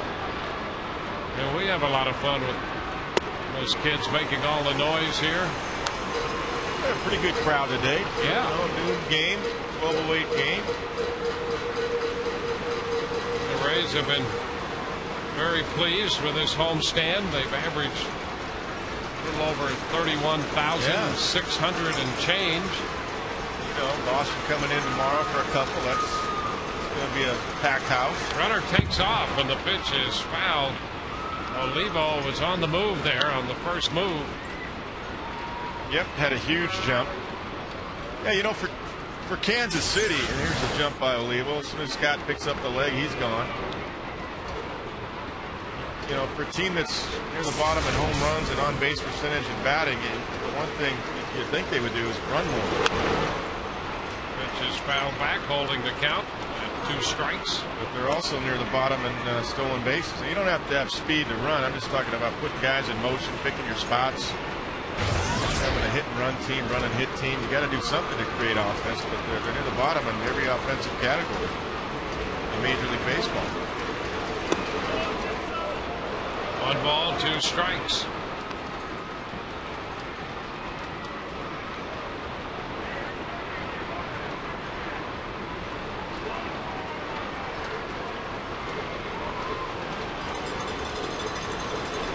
Got his mouth closer. That means he's covering me. And Friel is out on strikes. Fastball with some late dart. Strikeout number 5. Good pitch right there. Well, what I was saying with Jason Bartlett had given the signs to Ben Zobrist. He's letting Ben know who's covering. The mouth is closed. It means me. I'm covering. And he's got his mouth open. It means you cover on a steal. Open mouth. That's Ben Zobrist covering. Betancourt the hitter. Olivo the runner. Olivo singled in the center.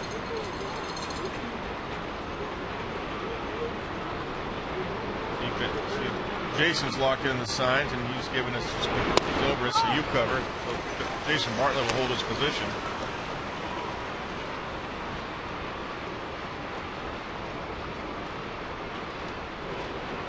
Betancourt, fly ball to center his first time.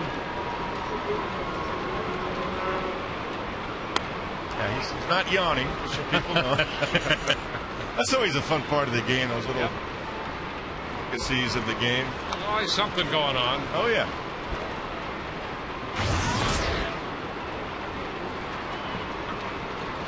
That's the communication, even the defensive player talking about yesterday, where Jason was looking for a little help from Ben Zobrist to let him know on the first and third double steal. Those two guys, those two guys have to be in tandem, second baseman to shortstop.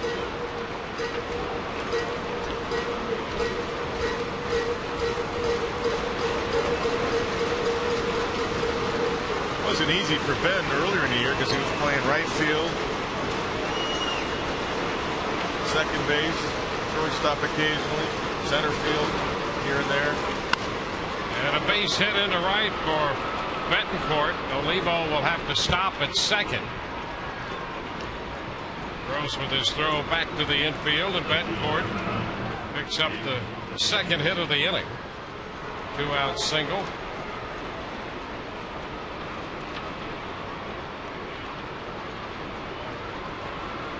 So we go to the top side of the order. David DeJesus. DeJesus, nothing of 2.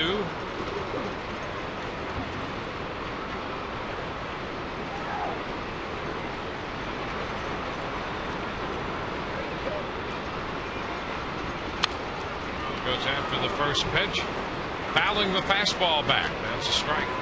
Good fastball down. 92 right there. Scott's had a good slider, just like he did against the Yankees the other day. First pitch strikes, outstanding, 15-19. Well, that's great news too. Yep. Well, he's pitching with confidence now. He's healthy. He's not worrying about his mechanics. Velocity's back. That's a strike. And his mechanics reinforced yesterday by the examination of his bobblehead. It had great mechanics. Good balance. Yeah. Leg kick up, leg was up, knee was up. Nice. Scott said they got it right. That's important. Critiquing his own bobblehead.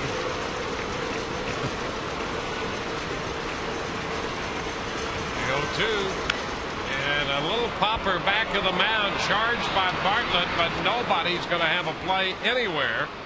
And the bases are going to be loaded. Boy, that's a shame. A 2-strike pitch, and he just looped it right over Kazmir, and no one had a play on it. Can't place that any better. Mickey's going to go out there not because Kaz is pitching bad, just to say, hey, let's regroup right here. You made a good pitch. Got in on De Jesus. Look at that. Parachuted in from somewhere. Right between Bartlett and Kazmir.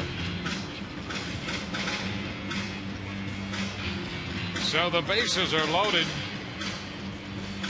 And here's a key situation on a little infield blooper like that to keep the inning going. And Willie Bloomquist going to be up there. Rays All-Star T-shirt series continues tomorrow and Wednesday with the Red Sox in. First 10,000 fans in Rays gear receive a Carlos Pena All-Star T-shirt. That'll be tomorrow, and then on Wednesday it's the Evan Longoria All-Star T-shirt. Visit RaysBaseball.com to get your tickets and more information on the limited edition T-shirt series. Kansas City with the bases loaded, 2 outs in the 5th, and Bloomquist takes the pitch a little bit in. Bloomquist struck out on a good fastball back in the 1st, and then hit a little fly ball to right in the 3rd.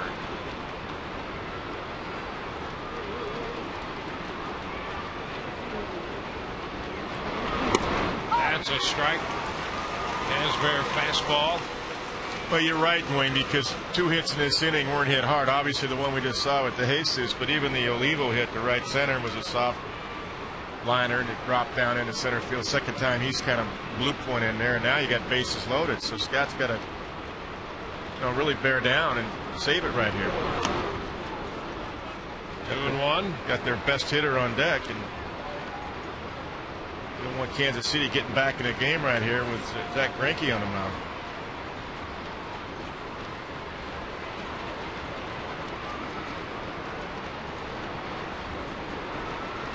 2-1 the count. Acting manager John Gibbons. Trey Hillman not here today for personal reasons. Oh, they're in ball 3.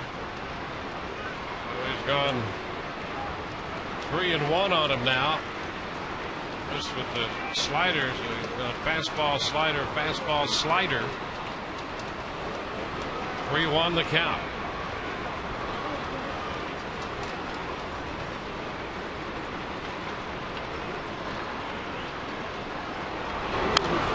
Foul back on the fastball. So the count is full. Well, this is a momentum changing pitch right here. This is a big pitch of the game. Scott Kazmir. Everything's kind of breezing along right here. 5-1 lead, but all of a sudden you got tying run at the plate, 3-2 count, and the best hitter Billy Butler on deck. This is where you got to earn your money if you're Scott Kazmir. You got to make a money pitch. 3-2. Here it is with the runners on the move and a fly ball to center field. Kapler's going to have to go back, but he's got a lot of room. That will retire the side. Leave him loaded. Bottom of the 5th coming, 5-1 Rays.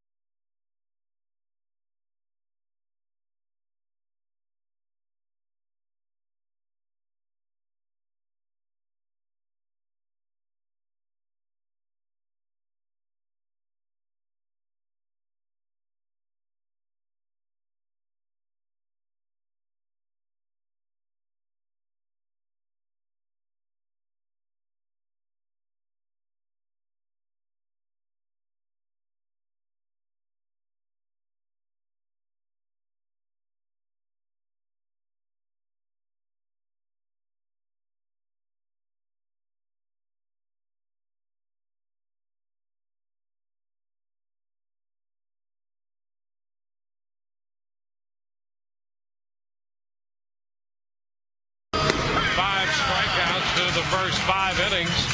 Rays opened the scoring in the first when Carlos Pena's single chased home Bartlett and Crawford.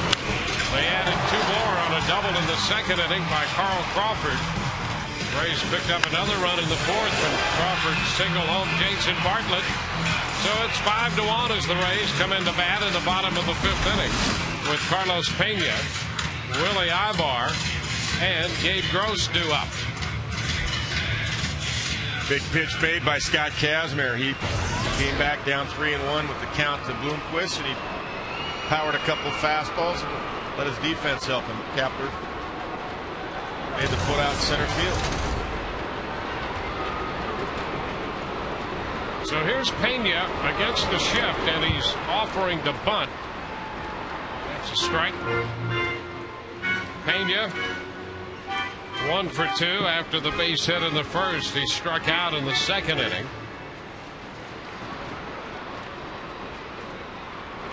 Carlos, we've seen Carlos do that once in a while when there's that dramatic shift, especially with the third baseman playing way over at the shortstop position. Tell you what, Greinke's pretty quick coming up the mound, though. Yes, he is. We saw that. 1-1. Yeah, that play he made on Ibar in his last time up. Yeah, Inning. He does a great job holding runners, fielding his position. 2-1 now.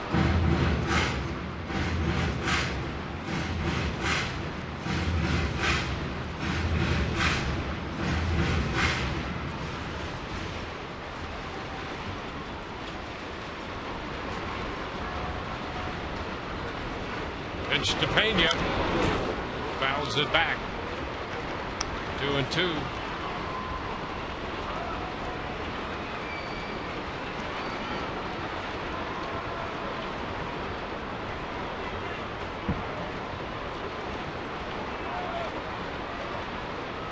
Greinke had 91 pitches, working to the first man here in the 5th. It's out of play. Keeps the count even.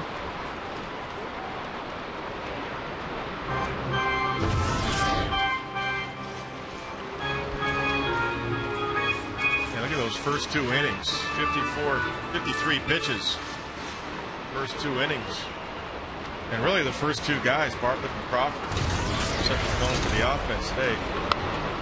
Pena is out on strikes.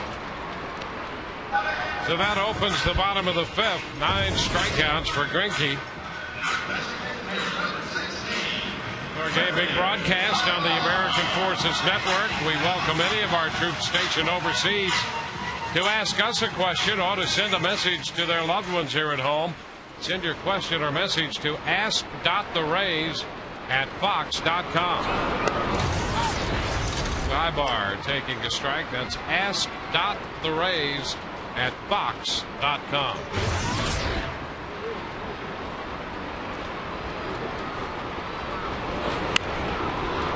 Ibar pops it up, foul. That's going to be out of play. 0-2. Olivo and Butler converging, and Greinke coming in from the mound after that one for a possible play. Boy, the last time Greinke's faced the 3, 4, and 5 hitters for the Rays, he struck them all out. 2 apiece. Longoria, Zobrist, and Pena. 9 strikeouts for Greinke on today, and a foul ball that catches Olivo. So Ibar is still alive, and Olivo is just checking to make sure he still is. He's got a piece of that breaking ball right there. Yeah, that could be deadly.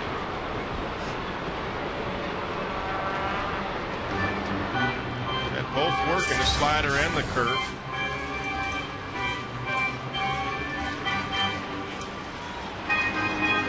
One away with the bases empty.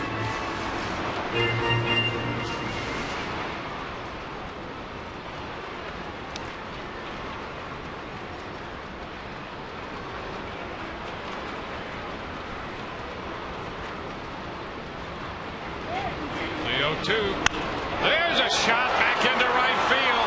Creel will go to the track. Look up and it's gone. Home run for Willie Ibar. That will make it a 6-1 game. Ibar, who came into this game in the lineup today because he was 3 for 3 lifetime against Greinke, had struck out and was thrown out trying to bunt his way on. No question here on this home run. Yeah, it's a breaking ball that stays up, a little bit flat. Willie jumps all over it. Once again, every time he gets in a lineup, he seems to do something special. That's his 9th home run. Last night, or yesterday afternoon, he pinch hit, got a base hit off of Soria. That home run has left the building. Down the exit way. That's our M. Scott replay. There's a strike. It did, didn't it? Gross. Yep, he hit that one out of here. Truly out of here.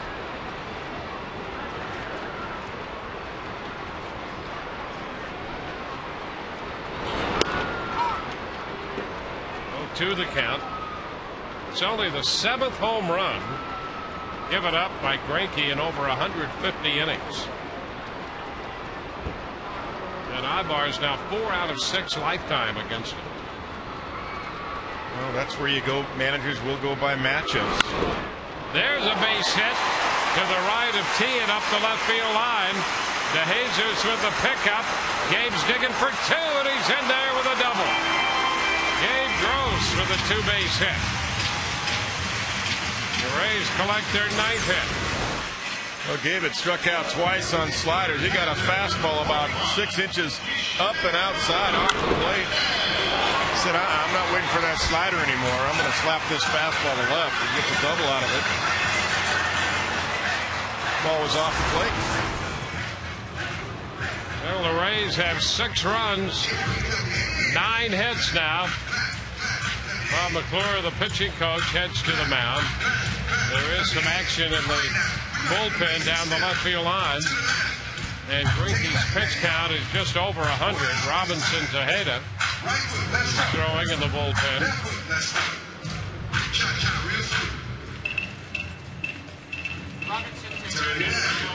So Gabe Gross standing on second with a double.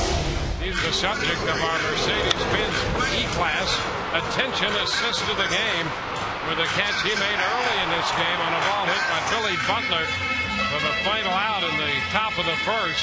Our Attention Assist of the Game brought to you by Mercedes-Benz, courtesy of Gabe Gross, that catch. Michel Hernandez takes a pitch low. 1 ball, no strikes.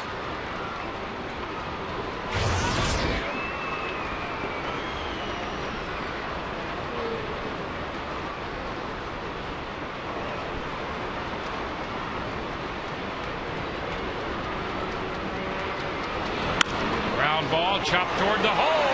Gonna go through into left, a base hit. Gross held up at third. So Hernandez has a hit, and the Rays have 10 hits off Greinke and 4 1/3 today.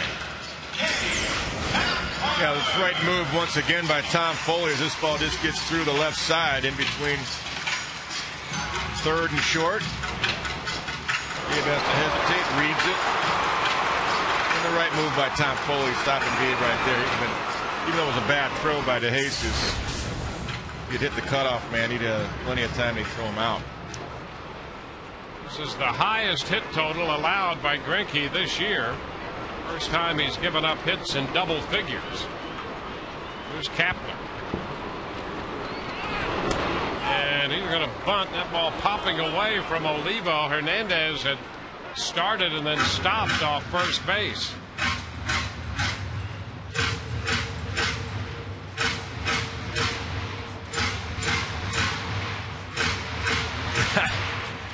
Something was broken there. I gotta have to read. I'm trying to read that. Tom Foley's talking to Gabe Gross. Gabe came halfway down the line. Kapler wants to be sure, so I'm glad I'm confused because they are.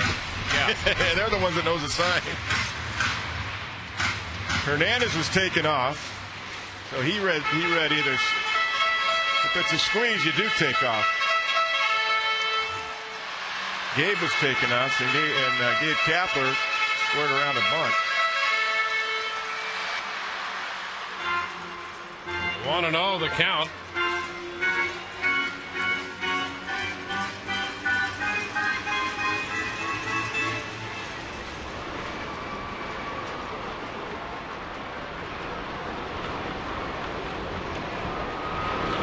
And the bunt again. This time it's a foul ball.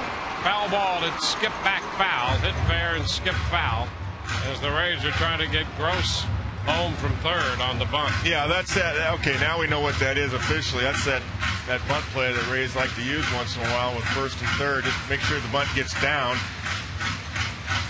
Not exactly a suicide squeeze, more of a safety squeeze. They put the same play on twice. Well, it's all in the execution. 1-1 the count. Well, certainly Kansas City said there's no way they're going to put it on the same way again. And they did. Yeah. And Greinke just trying to see if they could smoke something out for a third time.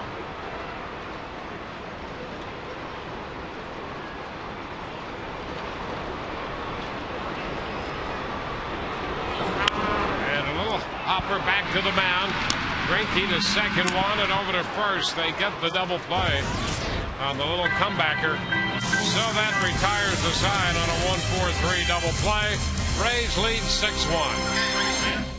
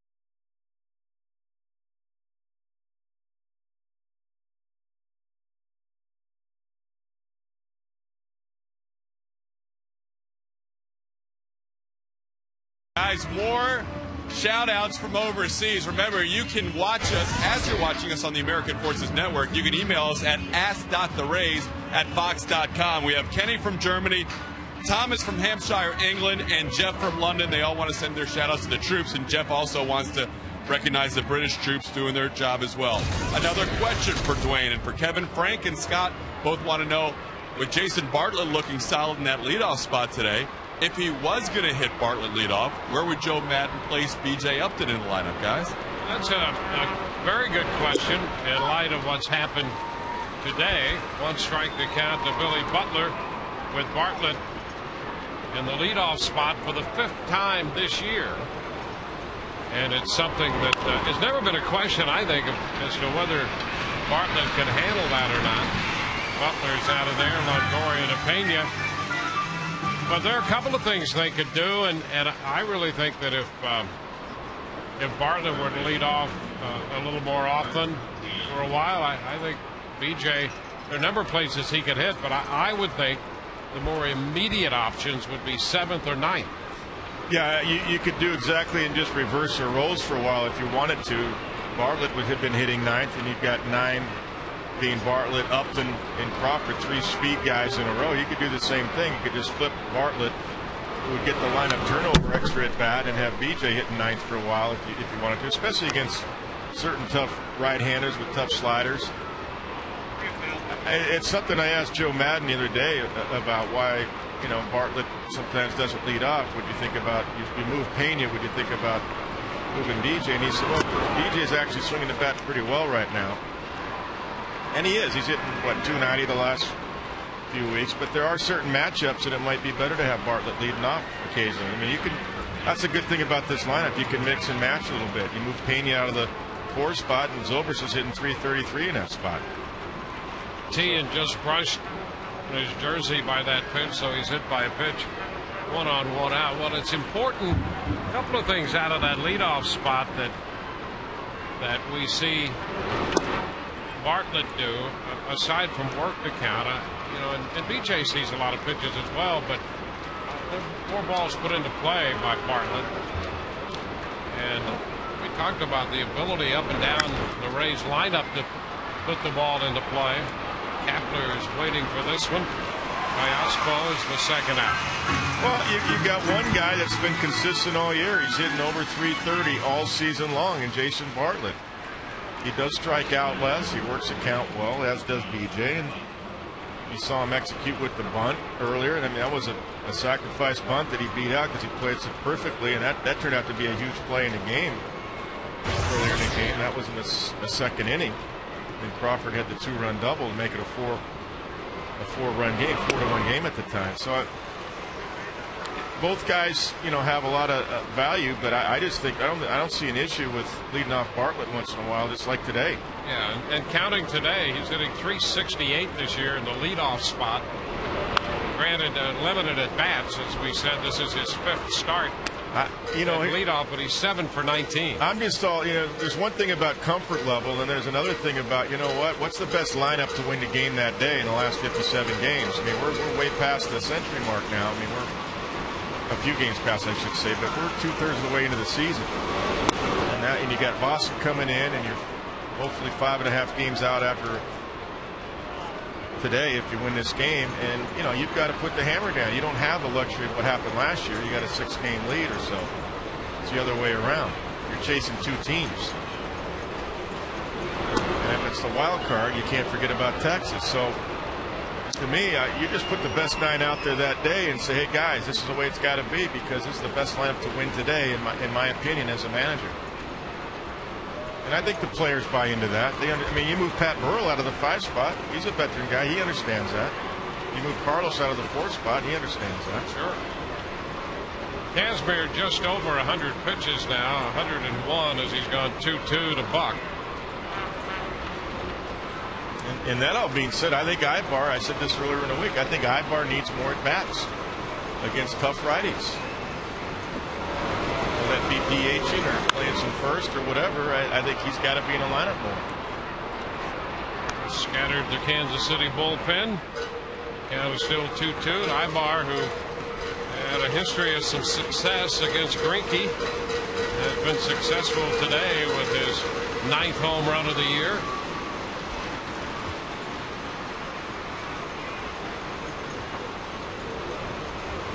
The thing you do, and I think you do this as a manager, is put your players in a situation for success. That's all you ask for. That's why Ibar's in the lineup today, and that's why you've even seen Ibar play first base a little bit lately against tough lefties, because he switch hits. Carlos has sat down occasionally, but there's a real valuable guy you're looking at right there, Willie Ibar, for me. I think if he plays every day eventually, you're going to see a 25-30 home run guy. 2-2 the count to Buck.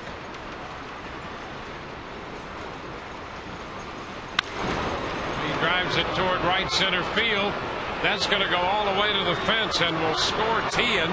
He's being waved around third as Buck pulls in at second with a double. That's going to make it 6-2. So Buck picking up his 25th run batted in.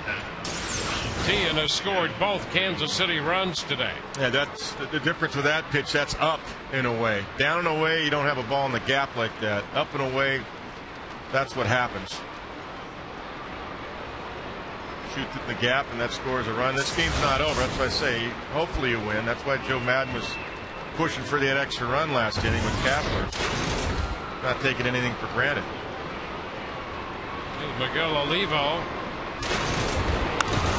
Pops it up, foul. Carry out a play. Straight back for a strike.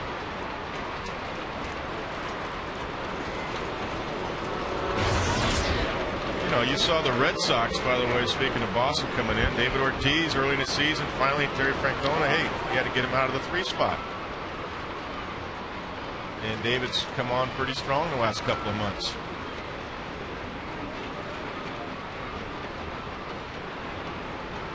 I think confidence is one thing. You want confidence in your players. I think the other thing is, hey, you know what? We got to win the game now.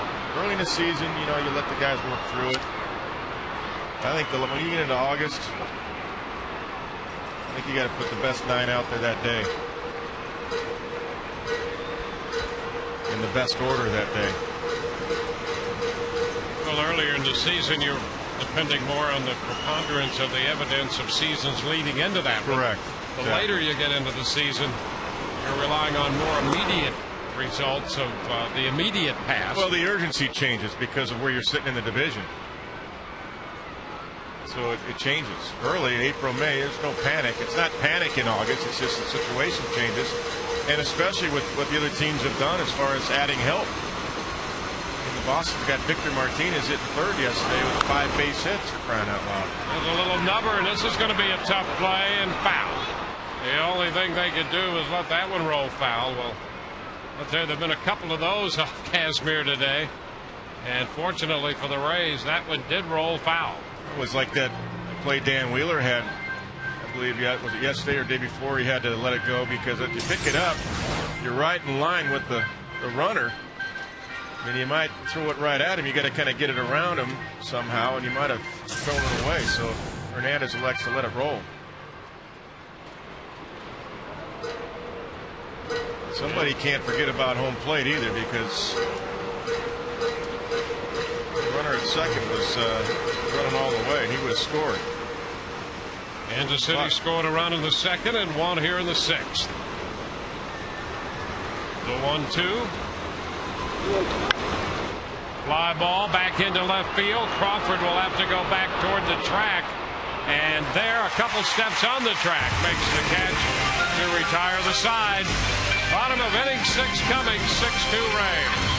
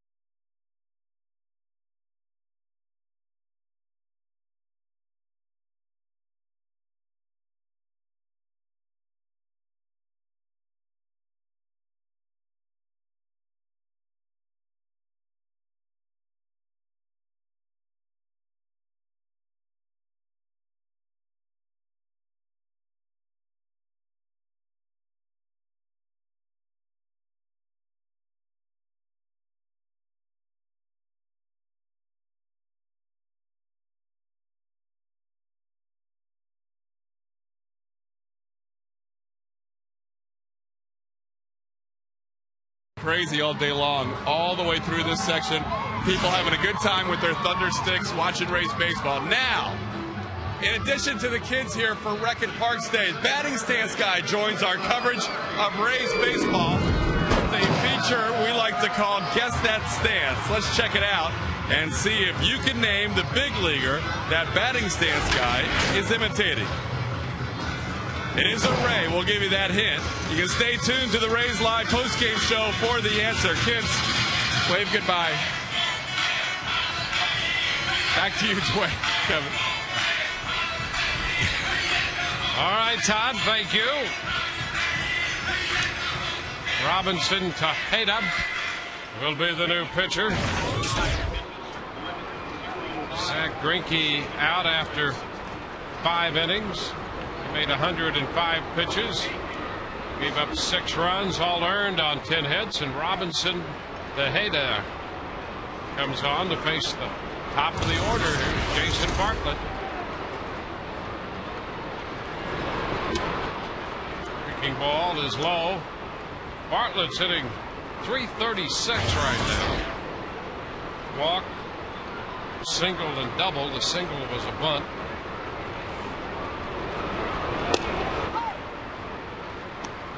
One and one.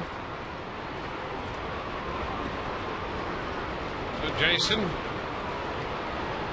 third in the league in hitting at the moment.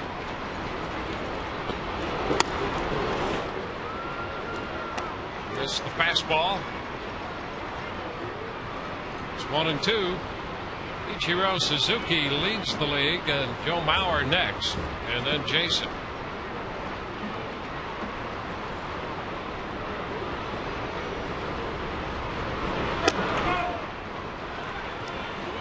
Two and two. A slider on the heels of the fastball, and he checked in time. Well, one thing we've seen from the Kansas City bullpen is they have really strong arms out there, good fastballs. But we've also seen a lack of command, and that's what's happened to this bullpen all season. The ERA as a team out of the bullpen is 5 even, which is 28th in baseball. Ron Mayhay throwing in the bullpen. It's my center fielder, Austin. True. Foul back. 1995, he was an outfielder at the Red Sox, and we called him up. Lee Tinsley went down. He played center field for me for a couple of weeks. Hit a home run in the big leagues. That hitting's too easy. He's going to go pitch. Yeah, I'm going to pitch. The seating thing, there's nothing to that. Ground ball third, flagged down by Tien. He turns and throws. Bartlett is out. Third to first. One away in the 6th. Not an easy play for Mark Tien right there, crossing over about 3 steps. Reverse 360 and gets it over there in time.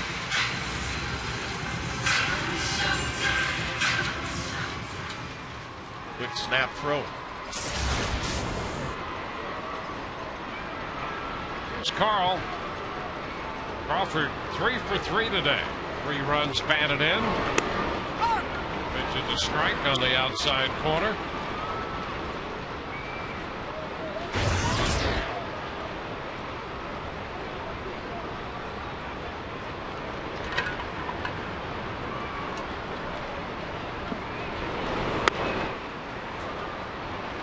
Two.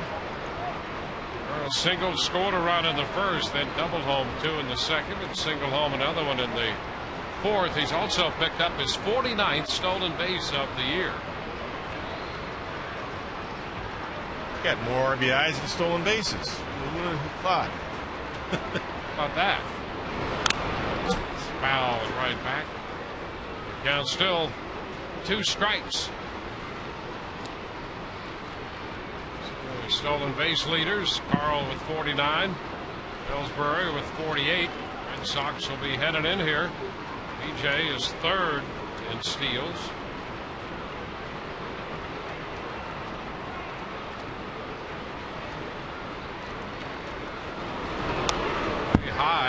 Oh. Strong arm, command issues. Not fly. Matt Garza is going to pitch tomorrow night against John Lester. Take a look at this one flying away. David Price on Wednesday against Brad Penny.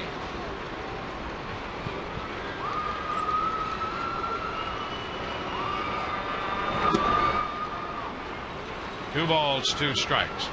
You pitch like Tejada with his strong arm, but the ball all over the place. Tough to get a call from an umpire. I was going to say, he missed by 10 feet. One over his catcher's head and one at the feet.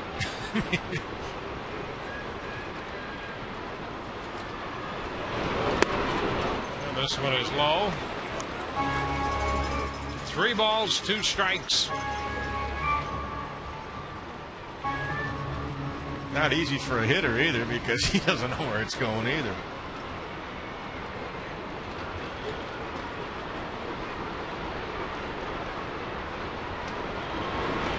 Swing and a miss. So Crawford is out on strikes. 10th strikeout for Kansas City pitching.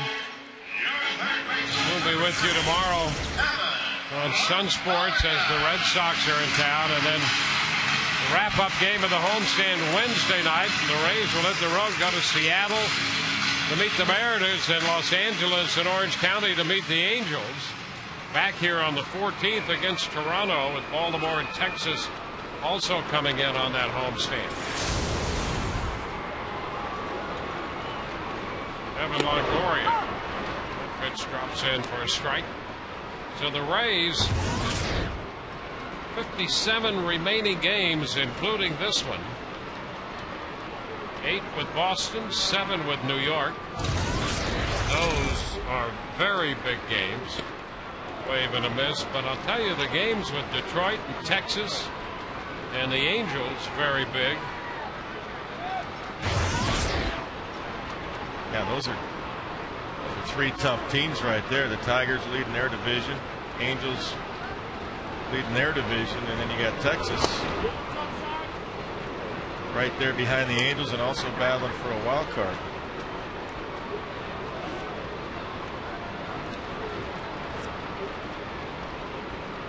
A 6-2 game. We're in the home half of the 6th.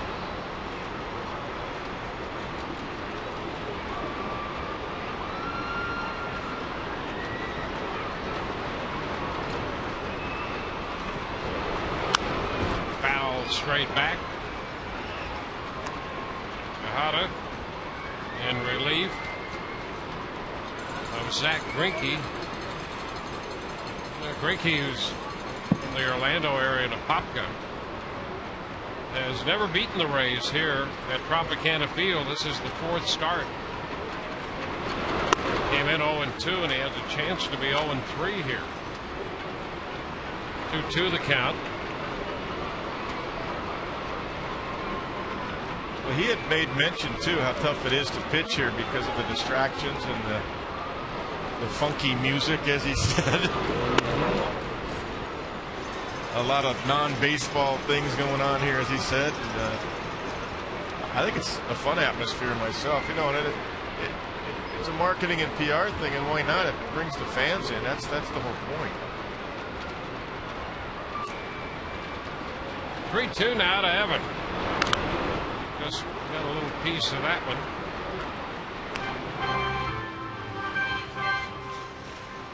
Yeah, that's part of the for, I guess, Zach Greinke, the distraction. Not for us. And that's certainly not distracting. Well, they've made it a fun atmosphere. Yeah. Obviously. Oh, look out. Ball 4. That's fun. Right over his head. You're right. Hitters don't know what to think of the head out there. Well, that's why I say, I mean, even at Carl Crawford, he threw 3 pitches all over the place, and then 3 and 2, he paints them up with a slider. Evan had the first 3 pitches were tough, and the last 4, you get that. Wow. Well, we're going to see a new pitcher. The head 2/3. He strikes out a man, walks a man, and boy, did he walk him. So we'll be back with a left-hander in a moment.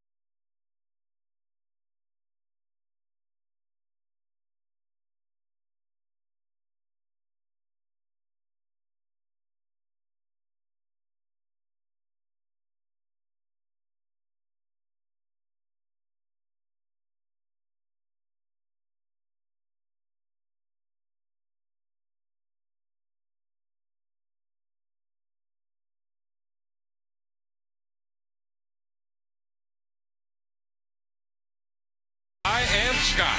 You're okay with us.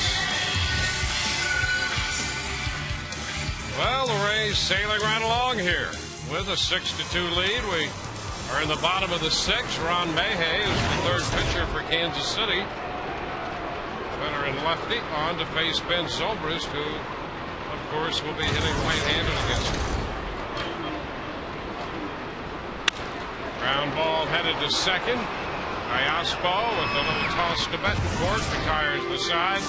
We're headed into the seventh, 6-2 Tampa Bay.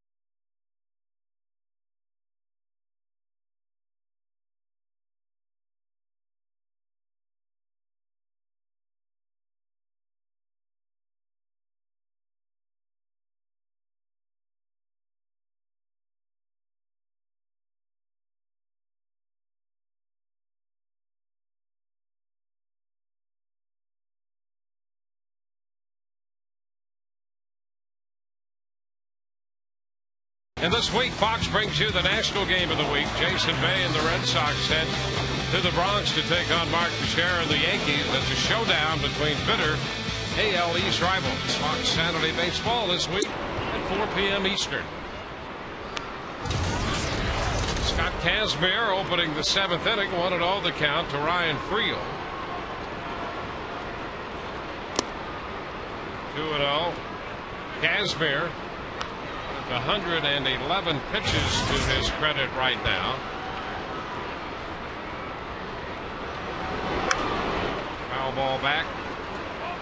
He made 113 pitches against the Yankees. That was on Tuesday in 7+ innings. So this is number 113 coming right here, opening the seventh, and a tie. 3-1. Rays have action in the bullpen. The right-hander Grant Balfour is throwing. And ball four is low to Friel. So a leadoff walk with Betancourt coming to the plate. Joe Madden pops out of the dugout, and that's going to be it for Scott Kazmir. So he lets him open the seventh. So he pitches 6 innings plus. Rays for the pitching change coming back in a moment.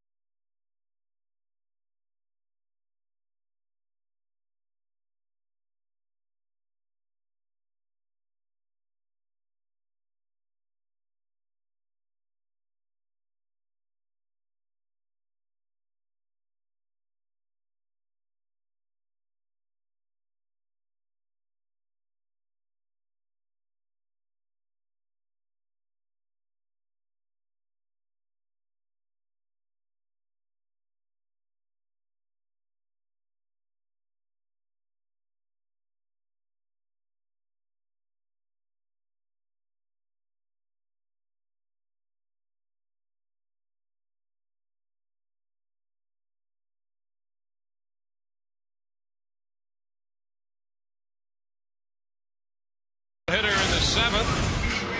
Finishes the day with 5 strikeouts. He finished. Pick up a run in the 6th inning. Pick up a run in the 2nd after a strong start. This is 2 good back-to-back starts, Kevin. Yeah, I think so. I mean, a good slider, too, and it helped with fastballs. Fastballs pitching at about 91, 92, just like he did the other day against the Yankees. And the numbers in 6+ are solid. 5 strikeouts and 1 walk. Again, minimizing the walks has been huge for him the last couple of starts. Brad Balfour throws a first pitch strike to Betancourt.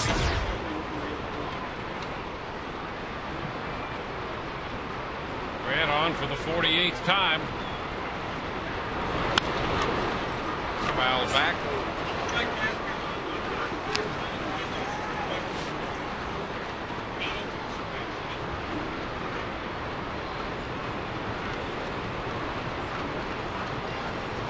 Final 9 outs. That's what managers have to do, is manage those final 9 outs. Randy Choate is up in the bullpen. That could be part of it. Real back in at first.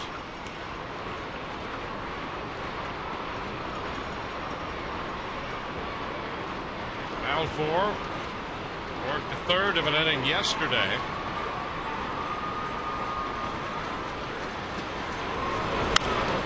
And a popper right side. This is Zobrist in shallow right field. So a slider takes care of Betancourt on the pop-up. 1 away. We're going to go back to the top of the order. David DeJesus. Friel will run. He likes to run. He can fly. In Cincinnati, he stole a lot of bases. Doesn't matter what the score is. He'll pick his spot. He'll go.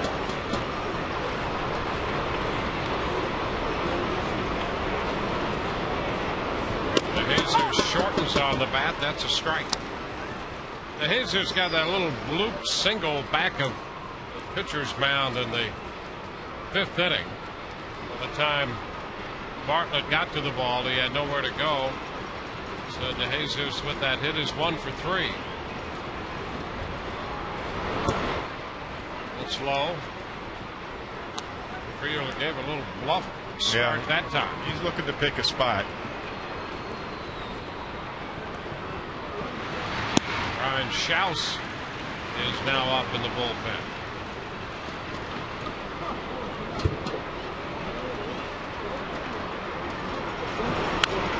Foul back. 1 and 2.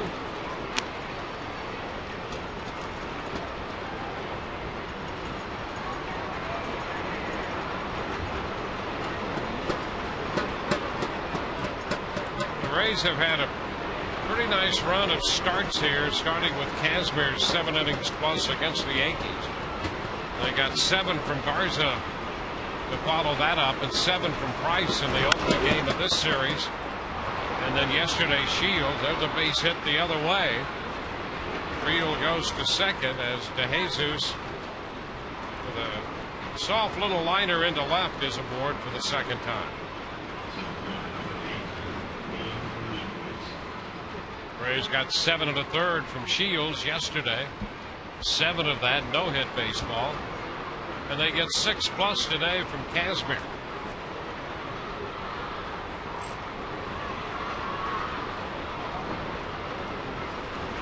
Two on with 1 out. Willie Bloomquist. He's 0 for 3.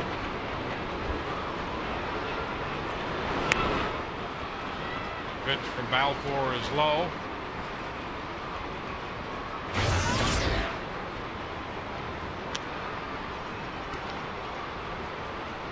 Rays about hit Kansas City 10-7. They lead 6-2. The Royals left the bases loaded in the 5th. They left a man in scoring position in the 6th and have 2 more men on base in the 7th inning. That's a strike. 1-1. Well, Kazmir made the biggest pitch of the game the last time Bloomquist was up in the 5th. Bases loaded, 3-2 count, and you got him out to fly out the deep center field. And a liner into center. That's in there for a base hit. That will load the bases. Friel stops at third. So DeJesus and Bloomquist have come up with base hits off Balfour.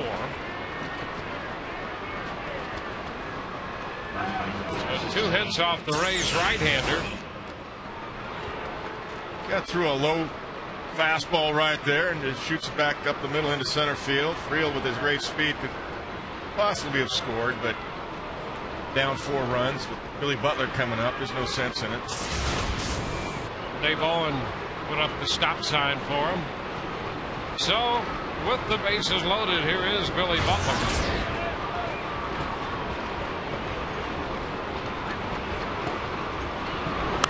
He goes after the first pitch fastball, looking for that, and he fouled it back. Yeah, he got a pitch he could hit too. You could see the reaction on his face. He was all over it. Good fastball, 93. It was up and in off the plate a little bit, just in enough where he couldn't quite get through it.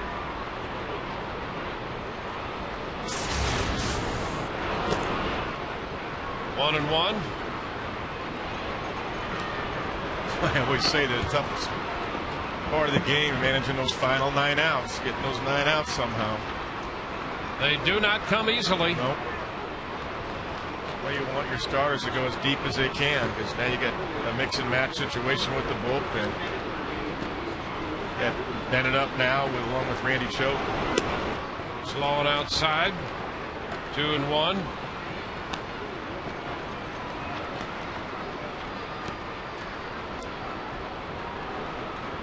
Butler retired on a couple of pretty good catches by the Rays outfield. Gross in the first and Kapler in the 4th inning. The ball hit to center field. There's a shot to center. Kapler's there. He'll make the catch. The tag at third. Friel's going to score. Their other runners hold. That's going to make it a 6-3 ball game as Butler drives in a run, his 48th of the year. Sacrifice fly to center. Yep, huge out right there, and that'll force Randy Choate to come out of this ball game. Try to keep it right here with a 3-run game.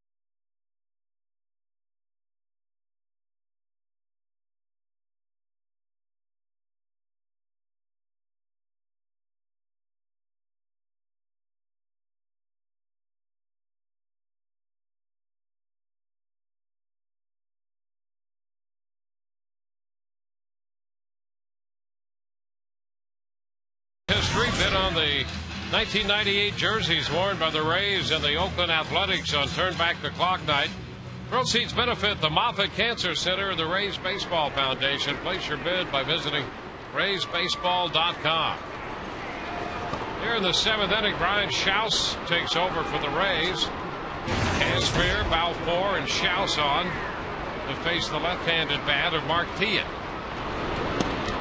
And the first pitch is a strike. Yeah, just coming back from the disabled list this past Monday. Randy Choate was up, but then they sat him down and got Faust up. Liking the matchup better with Schaus versus Tien right here.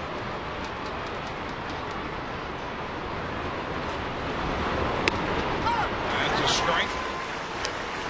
0-2, and let's take a look at the reason why. There it is, all about matchups. Randy was up, and the only guy he'd have been up for would have been Tien, but then he sat down, and Schaus got up in a hurry and got ready for this situation right here. 1 ball, 2 strikes. No, that's why Willie Ibar's in the lineup today. Matchups. He hit Zach Greinke well. 2 men aboard. Interesting, because Tien came into the game hitting .296 against lefties this year. Yeah. The Rays can throw a couple of extreme lefties at you. Schaus being one. Yeah, it's which underhand lefty do you want? Randy Schaus or Brian Schaus? And then Bradford from the right side when he gets back. 1-2. He got him. Tien out on strike. Schaus does the job. A run scores. 2 men left. We go to the bottom of the 7th inning. The Rays lead 6-3.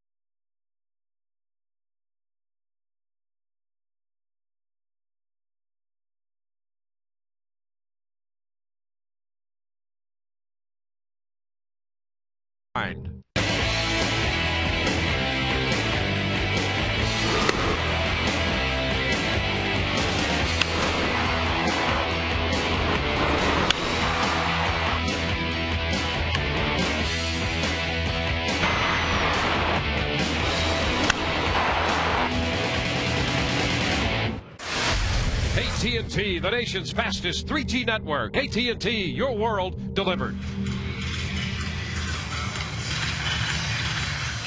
Welcome back. We go to the bottom of the 7th inning with the Rays leading 6-3. And the broadcast on AFN, the American Forces Network. The U.S. Armed Forces serving in 175 countries and aboard ships at sea. We welcome and appreciate you all. Carlos Pena attempts to bunt the first pitch from Ron Mahay. That's a strike. Second time Carlos has attempted to do that with the lefty on the mound and Mark Tien way over there at shortstop.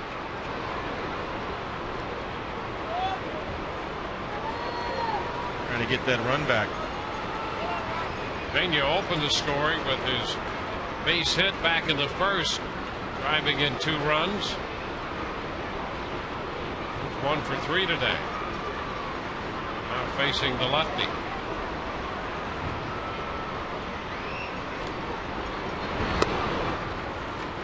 0-2.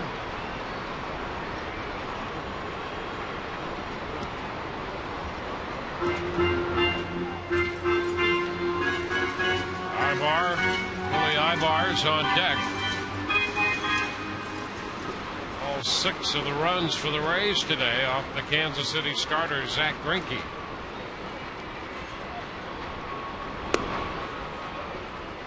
One ball, 2 strikes.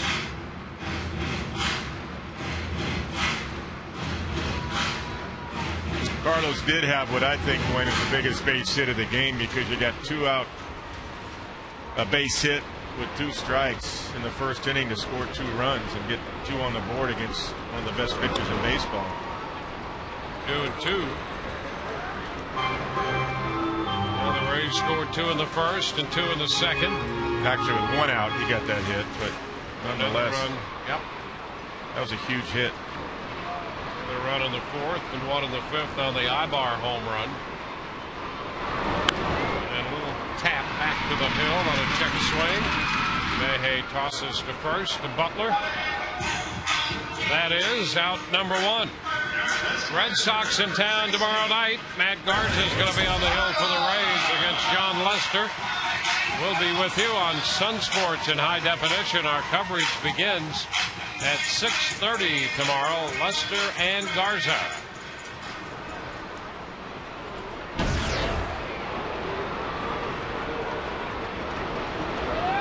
Willie Ibar.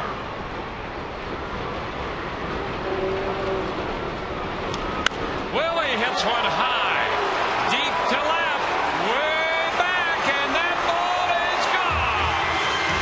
Ibar, who hit one left-handed in the 5th inning, hits one right-handed here in the 7th, and the Rays get the run back, and again they lead by 4. Ibar's 10th home run of the year, his 2nd of the day.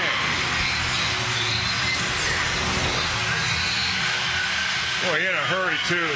Ball just jumped off his bat. Right over the heart of the plate, up, belled high, and he didn't miss it. He knows it as soon as he makes contact. Well, he's homered on the last 2 pitches he's seen. He had an 0-2 breaking ball out, left-handed in the 5th inning, and then the first pitch from Mayhay here in the 7th, he hits it out from the right side. That's why I said earlier, I just think he needs more at-bats somewhere in the lineup. Will it be DH sometimes, or first base against tough lefties? Good hitter. Gross takes it high, 2-0. It's 130 home runs for the Rays this year. Been running 3rd in the league in that department.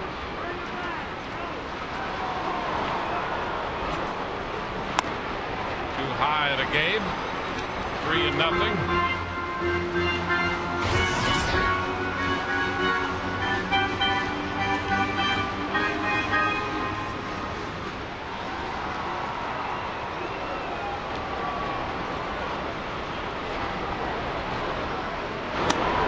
And ball 4, Gross draws the walk. So he'll go to first with Michelle Hernandez due up. And that's going to be it from Ron Mayhay. John Gibbons out to make the pitching change, and we'll be back in a moment.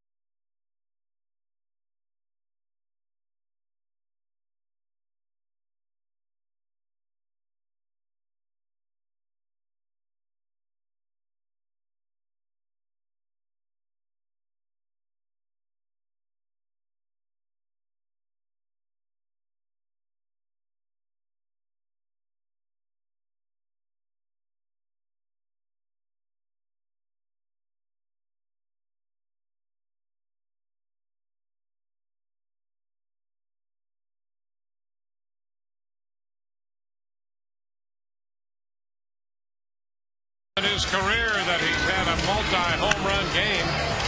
Breaking ball from Greinke in the 5th. Then in the 7th inning, one off the lefty Mayhew.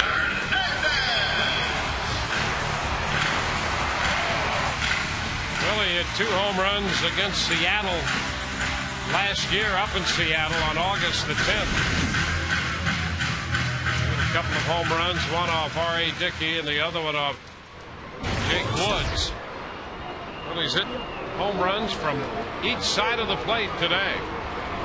The new pitcher's Roman Colon. Michel Hernandez at the plate. Willie's also got 10 home runs and 5 from each side of the plate. It's like Ben Zobrist. They got equal power from both sides of the plate. Strike 1 to Hernandez. He has walked and singled today and has a run scored. You know, that's the other thing going about Ibar being in the lineup a little bit more is it makes it tough when you got 2 switch hitters. And today, in this case, Zobrist from the 4th spot, Ibar in the 6th spot. Makes it tough on the bullpen. And Hernandez lines one into right. That's going to skip past the diving Friel. Go all the way back into the corner. Gross hitting 3rd. Foley's going to wave him around. Hernandez in at 3rd with a triple, and the Rays have another run. Hernandez with his first triple chases home Gross, and the Rays now lead 8-3. Now, this is why Gabe Gross didn't dive yesterday on that no-hit bid by Shields. For that reason right there. If that ball had gotten by Gabe Gross, it's a triple. And this one does get by Ryan Friel, and it is a triple. Little hesitation, but he knows. He's not picking up Foley. He knows that he's got 3. Once that ball got by Friel. Here's Kapler. The infield is in, and the pitch is a strike. The run is charged to Mayhew, so he gives up a couple of runs. Rays now with a dozen hits. It's a different score of the game. That's why Friel dove for that one, trying to make a great play. But in a 0-0 game in the 8th inning, Gabe Gross did not dive for a ball similar, although it was right in front of him, not to his left. And that's the reason Gabe didn't dive. He wanted to make sure it didn't get past him to open up an inning for the Royals. Michel picking up his first Major League triple. This one is down. 2-1. Here's Gabe Gross yesterday. Ball short hops him, and he keeps the ball in front by doing that. But that's a 0-0 game in the 8th, and here's Friel just saying, I'm trying to make a play. I mean, he might not have gotten to it anyway. It's off to his left, but he makes the dive, and once it gets by him, it's 3. It's a triple. Kapler takes ball 3, 3-1.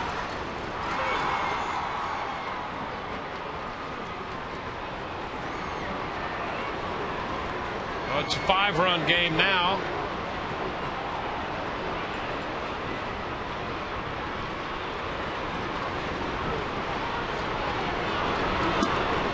Breaking ball. No, it's been the issue, hasn't it? We talked about this whole series. The bullpen for the Royals been a problem. Other than Soria, who pitched well yesterday, that's the rest of these guys have had trouble putting up zeros.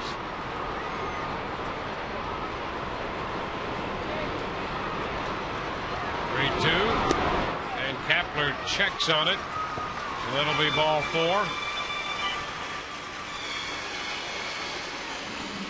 So Kapler's aboard, and take a look at the Coors Light freeze cam on Kapler's catch.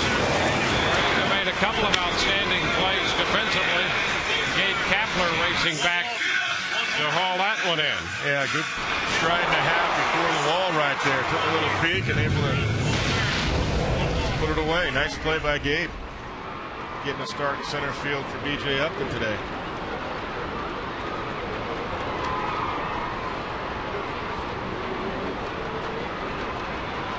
Now it's Jason Bartlett up here. Jason leading off today.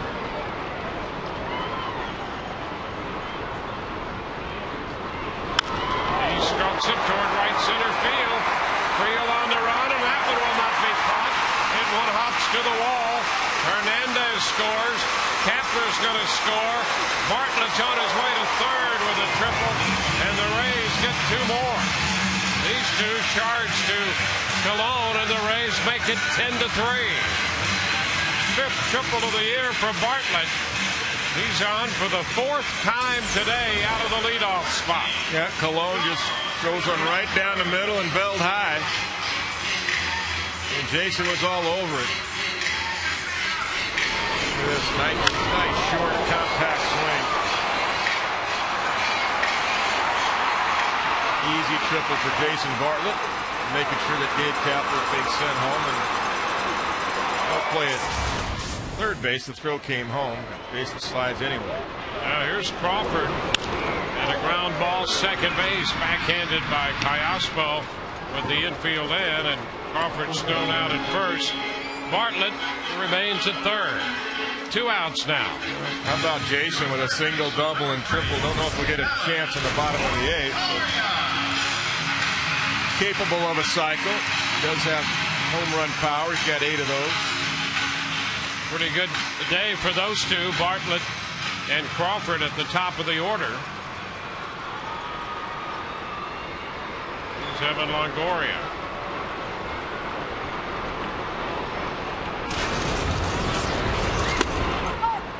And the pitch is a strike.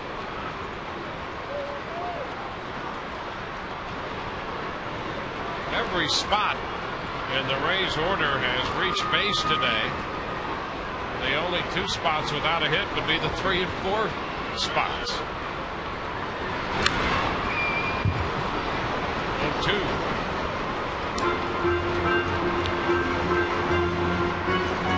Well, the Royals pretty much decided it wasn't going to be Longoria who was going to beat him if anybody did. Boy, they pitched him tough. Yep.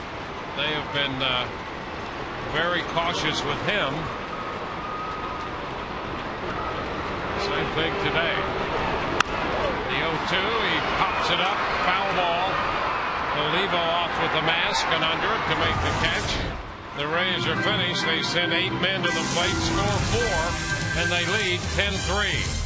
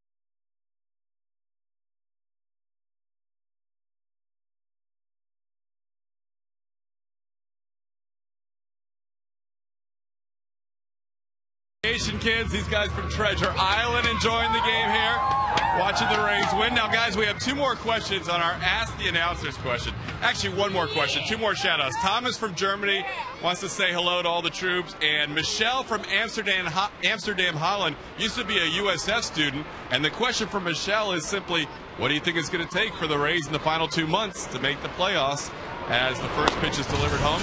Guys from Treasure Island, everybody wave to Dwayne and Kevin. Guys, back to you. All right, that's a good-looking group from Treasure Island right there. And Rays fans from as far away as Amsterdam wanting to know what's going to happen over the next couple of months. Jeff Bennett on to pitch here, and he's ahead of Kayaspo, 2 strikes. B.J. Upton's in the game in center, and Gabe Kapler moves over to play left. Ground ball chopped toward the middle. That's going to go through, and a base hit for Kayaspo to open the 8th against Bennett. Well, there are a lot of people asking that question, and we've asked it and discussed it almost every day, including today. What's it going to take for the Rays? Well, they're going to have to get good starting pitching, hopefully into or through the 7th inning. Keep the bullpen as effective as it's been. They're going to have to play good defense, and they're going to have to put the ball into play and good situational hitting. There's Buck fouling a pitch back, strike 1. Yeah, I think it begins with the starters. That they set the tone for the game, and I think one of the big things for this homestand really has been Scott Kazmir. He can pitch like that the rest of the way. I think that's huge. Yep. You can't take for granted what James Shields has done. He seems to put up zeros consistently and doesn't get any help. Ground ball to Bartlett, over to Zobrist. Pena, 6-4-3 on the double play, so the base hit, but he's erased on the ground ball to short. Time for the stay in the game hold of the day, brought to you by Just for Men Hair Color. The Rays leaders, Grant Balfour and Dan Wheeler, each with 11. Just as little relievers keep their teams in the game, you too can stay in the game with Just for Men Hair Color. I think too, Dwayne, is you have to win series the rest of the way, and especially against the teams that you're supposed to beat, which teams like Kansas City. Didn't get the sweep, but good chance we're going to get the 3 out of 4. And then when you play the Red Sox and the Yankees, you've got to win those series leading up to September.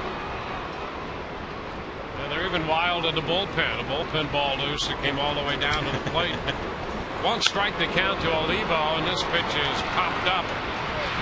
Bartlett is there and makes the catch. We'll go to the bottom of the 8th. The Rays lead 10-3.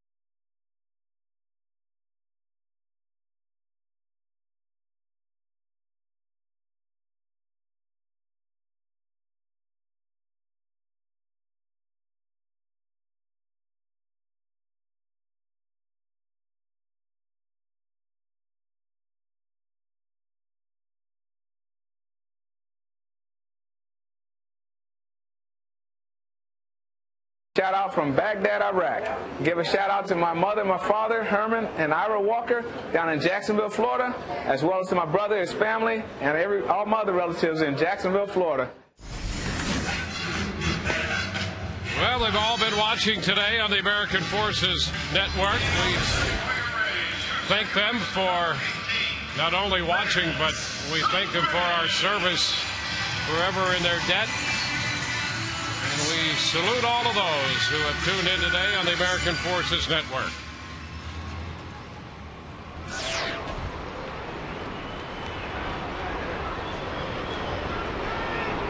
And Zobrist will open the bottom of the 8th inning, Juan Cruz comes on. He is the 5th Kansas City pitcher of the game. Zobrist 0 for 3 with a walk.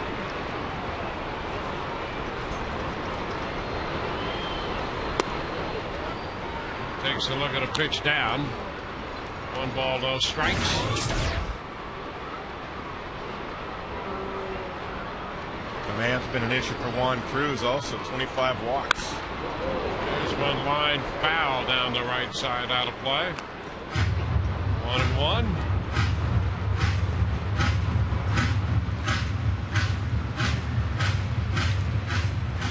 A good day for Bartlett.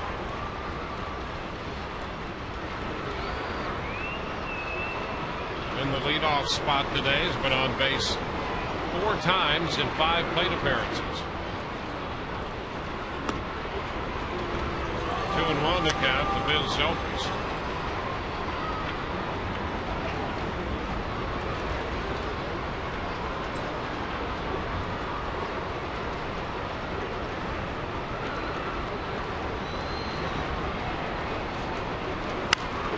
And fouls it back. It's out of play. 2-2.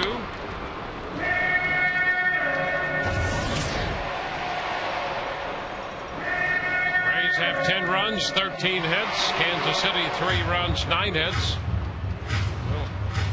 We'll talk it over on the Rays live post game immediately following the coverage of this game.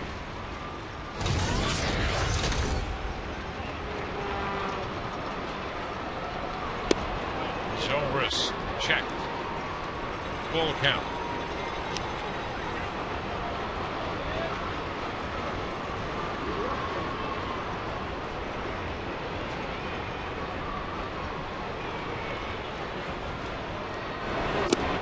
Now he walks for the 2nd time today. That leads off the 8th inning. And that continues to be an issue for Kansas City, the command in their bullpen. Boy, another walk for Juan Cruz.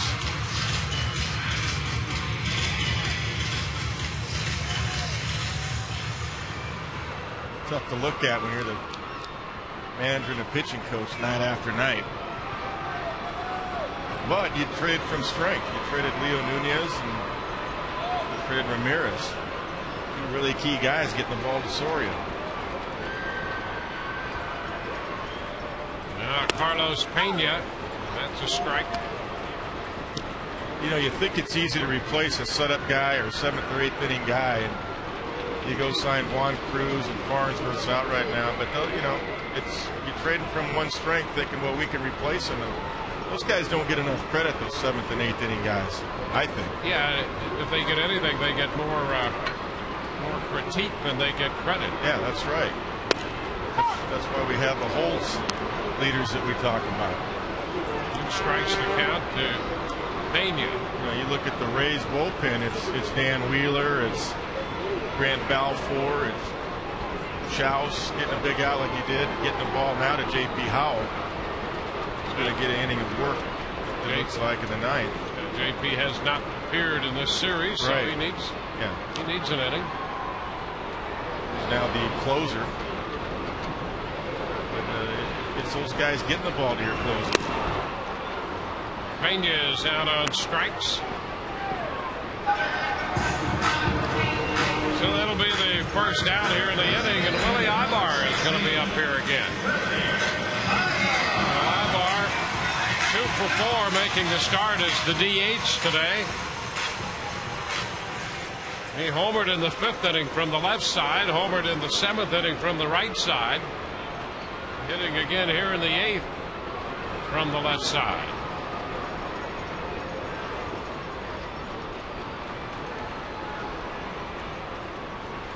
And he takes the pitch down, 1-1. Another look at those 2 home runs. Yeah, breaking ball by Greinke out over the plate. Got a lot of bite to it. That was a bomb. Still can't find that one. Right-handed fastball by Mayhay out over the plate. That one's a souvenir.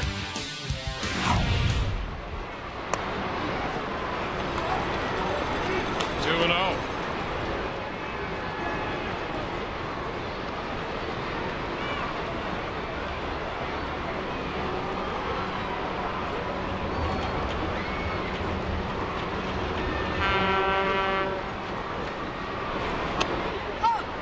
Strike around the knees.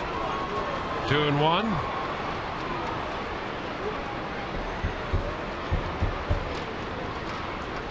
Starting pitchers, Kazmir and Greinke. Pitchers of record in the game. And a broken bat, ground ball back to the mound. Throw to second out there and over to first. Wide and away from Butler. So Zobrist is forced at second. There's part of the bat. Yeah, he just got sawed off right there. It was a hard slider in on the hands. He really was trying to check his swing. He was. Splinters the bat. Should have been a double play. Bencourt just flipping it over there. Well, he's had a tough time since he's come to Kansas City. He's a better player than that. Bencourt. Here's Gabe Gross. Yeah, they got him for his defense, and that's not what they expect to see. He knows it. Time. Now Gross.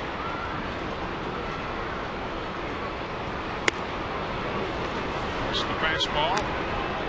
Yeah, it was doubled and walked. I was asked, Wayne, about when guys get traded at the deadline, how quickly they get acclimated. And I said, well, it depends on the guy. If you're Matt Holliday and you go from a losing team to a St. Louis, a contender, you get acclimated very fast. Look at Victor Martinez going from Cleveland to Boston. You're going from a Seattle to a Kansas City. You're kind of looking around. Well, why? What did I do? What did I do in Seattle? We were battling for a playoff spot. Not an excuse. It's just it's a life changer for some guys.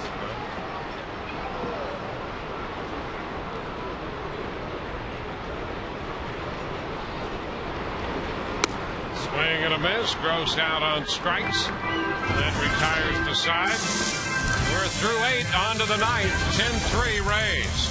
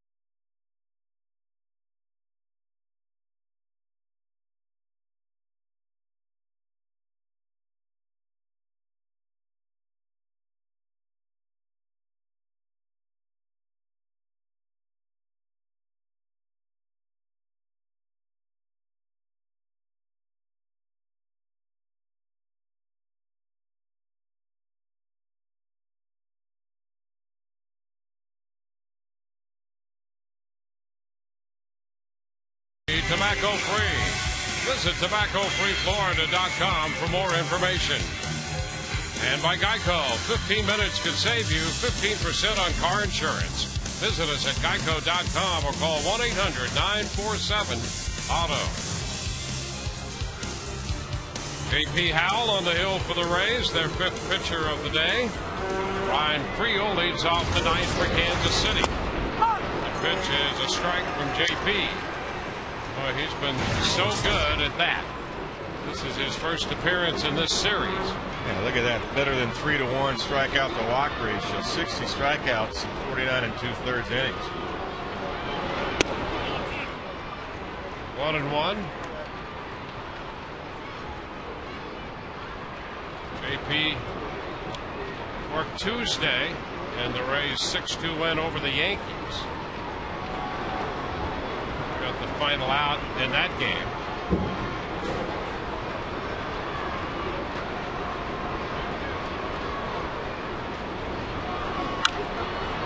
Pops it up, it's fouled, and will carry out a play.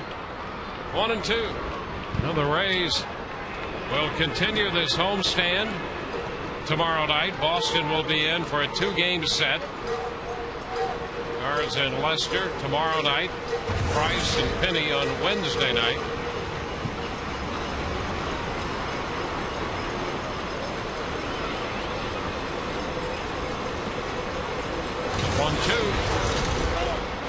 It's a little low. Frio checked at plenty of time. 2-2. Crowd of 24,219 this afternoon for a noon start.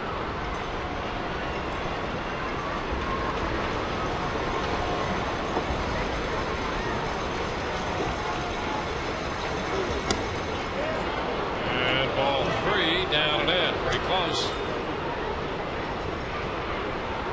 He's trying to close out the season series here with Kansas City. Overhead shot shows it was inside a little bit. AP was hoping it caught the corner. Swing and a miss. He came back with a 3-2 changeup and strikes out Frio. Good arm speed on this. 80 miles an hour. Dip, a little tail to it to go with it.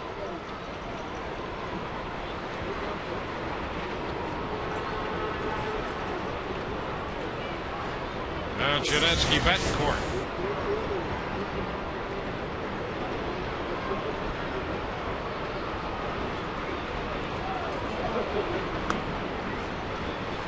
One ball, no strikes. Rays live the post game. That means another Todd Callis sighting. Another appearance by Todd. Bouncer foul. A nice pickup. Competition thinned out a little bit, but that glove came in handy. Yep, had him played correctly.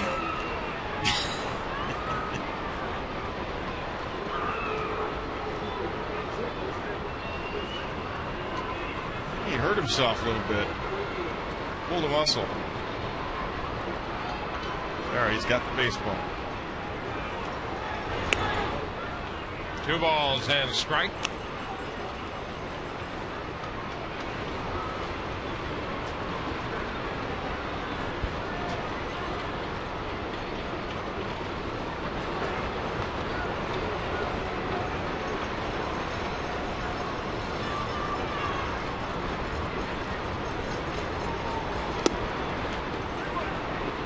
Trying to finish this one and have Kazmir post his 6th win of the year.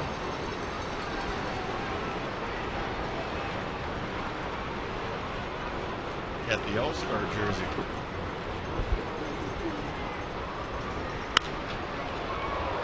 It's 3-1. A sky deep to left. That ball's got some carry and is going to get out of here as Betancourt hits a home run. That's his 2nd hit of the day. And that's going to make it 10-4. Well, Betancourt, who has, as you pointed out, Kevin, has had a tough time since coming to Kansas City, connects there and hits one out. The fastball 3-1 right over the plate. JP just trying to throw strikes with the big lead, and Betancourt takes advantage of it. gets a free swing, and he capitalized on it. Now it's Brian Pena, the pinch hit for De Jesus. He takes a strike.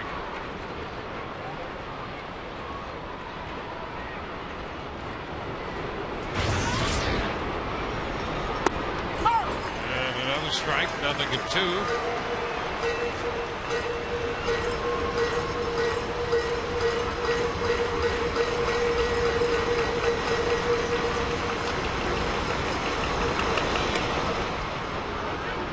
Ball, 2 strikes. Only the 3rd home run given up by J.P. Howell this year. Bettencourt connects. Pena reaching for one, pops it up foul. That's out of play.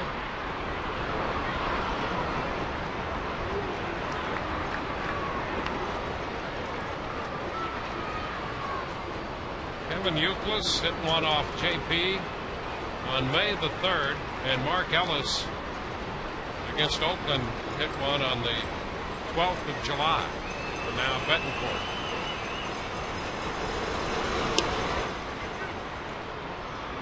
Two and two. You know, Bettencourt's had some pretty good years in a short time in the big leagues. He's hit 289 a couple of times, 279 with Seattle last year.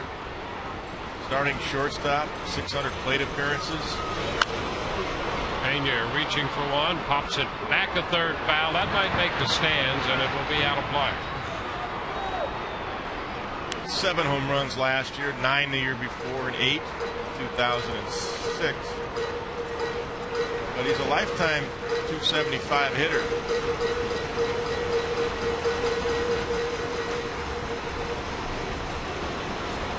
Hit 250 at the time of the trade.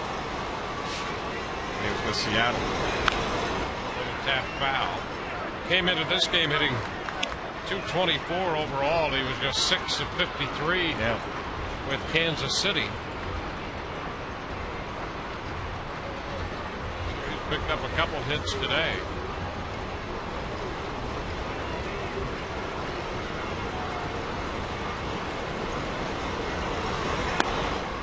That's high.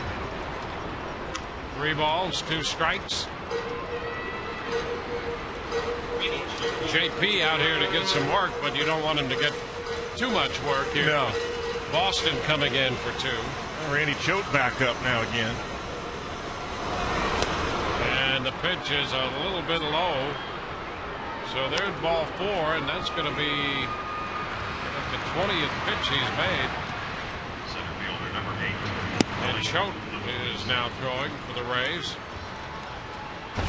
So a walk following the home run, and only Bloomquist will bat. Yeah, this is just an appearance to get work, to keep him sharp facing some hitters. This will be the 4th hitter he's faced, and I think either way, probably the last hitter he'll face. He's got Boston for 2 the next couple of days, and he got a day off for travel on Thursday. You want Carlos Pena behind the runner, rightfully so, the 6-1 lead. That's what that little break was.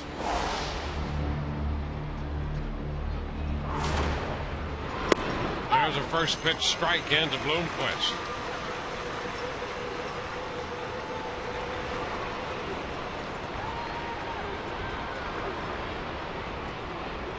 Rays after their 58th win, trying to go 10 games over 500 again.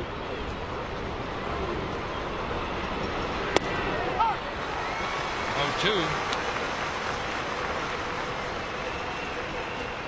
know, on second thought, either way with Bloomquist, I think I'd still have JP facing Butler. You don't want to open it up where Butler pops a 3-run home run, and now it does become a safe situation. Depending on what Bloomquist does. Ooh, that pitch almost came back, but not quite. 1 ball, 2 strikes.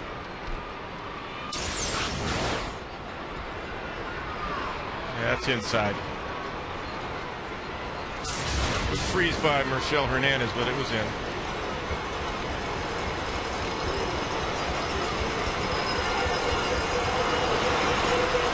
And an end block by Michelle, and the count is 2-2.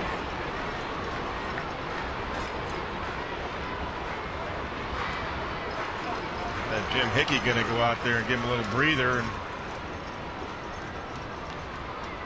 try to point something out to JP. Maybe he's seizing a delivery.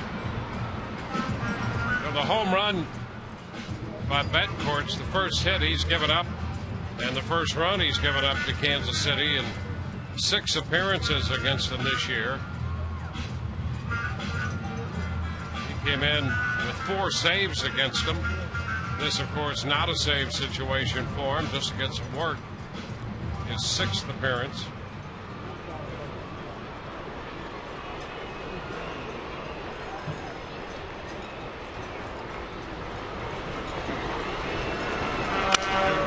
Ground ball third. Longoria to Zobrist 1 over to first. In time for the double play. It goes around the horn. 5-4-3. And the Rays are 10-4 winners today as they knock off the Kansas City Royals for the 9th time this year.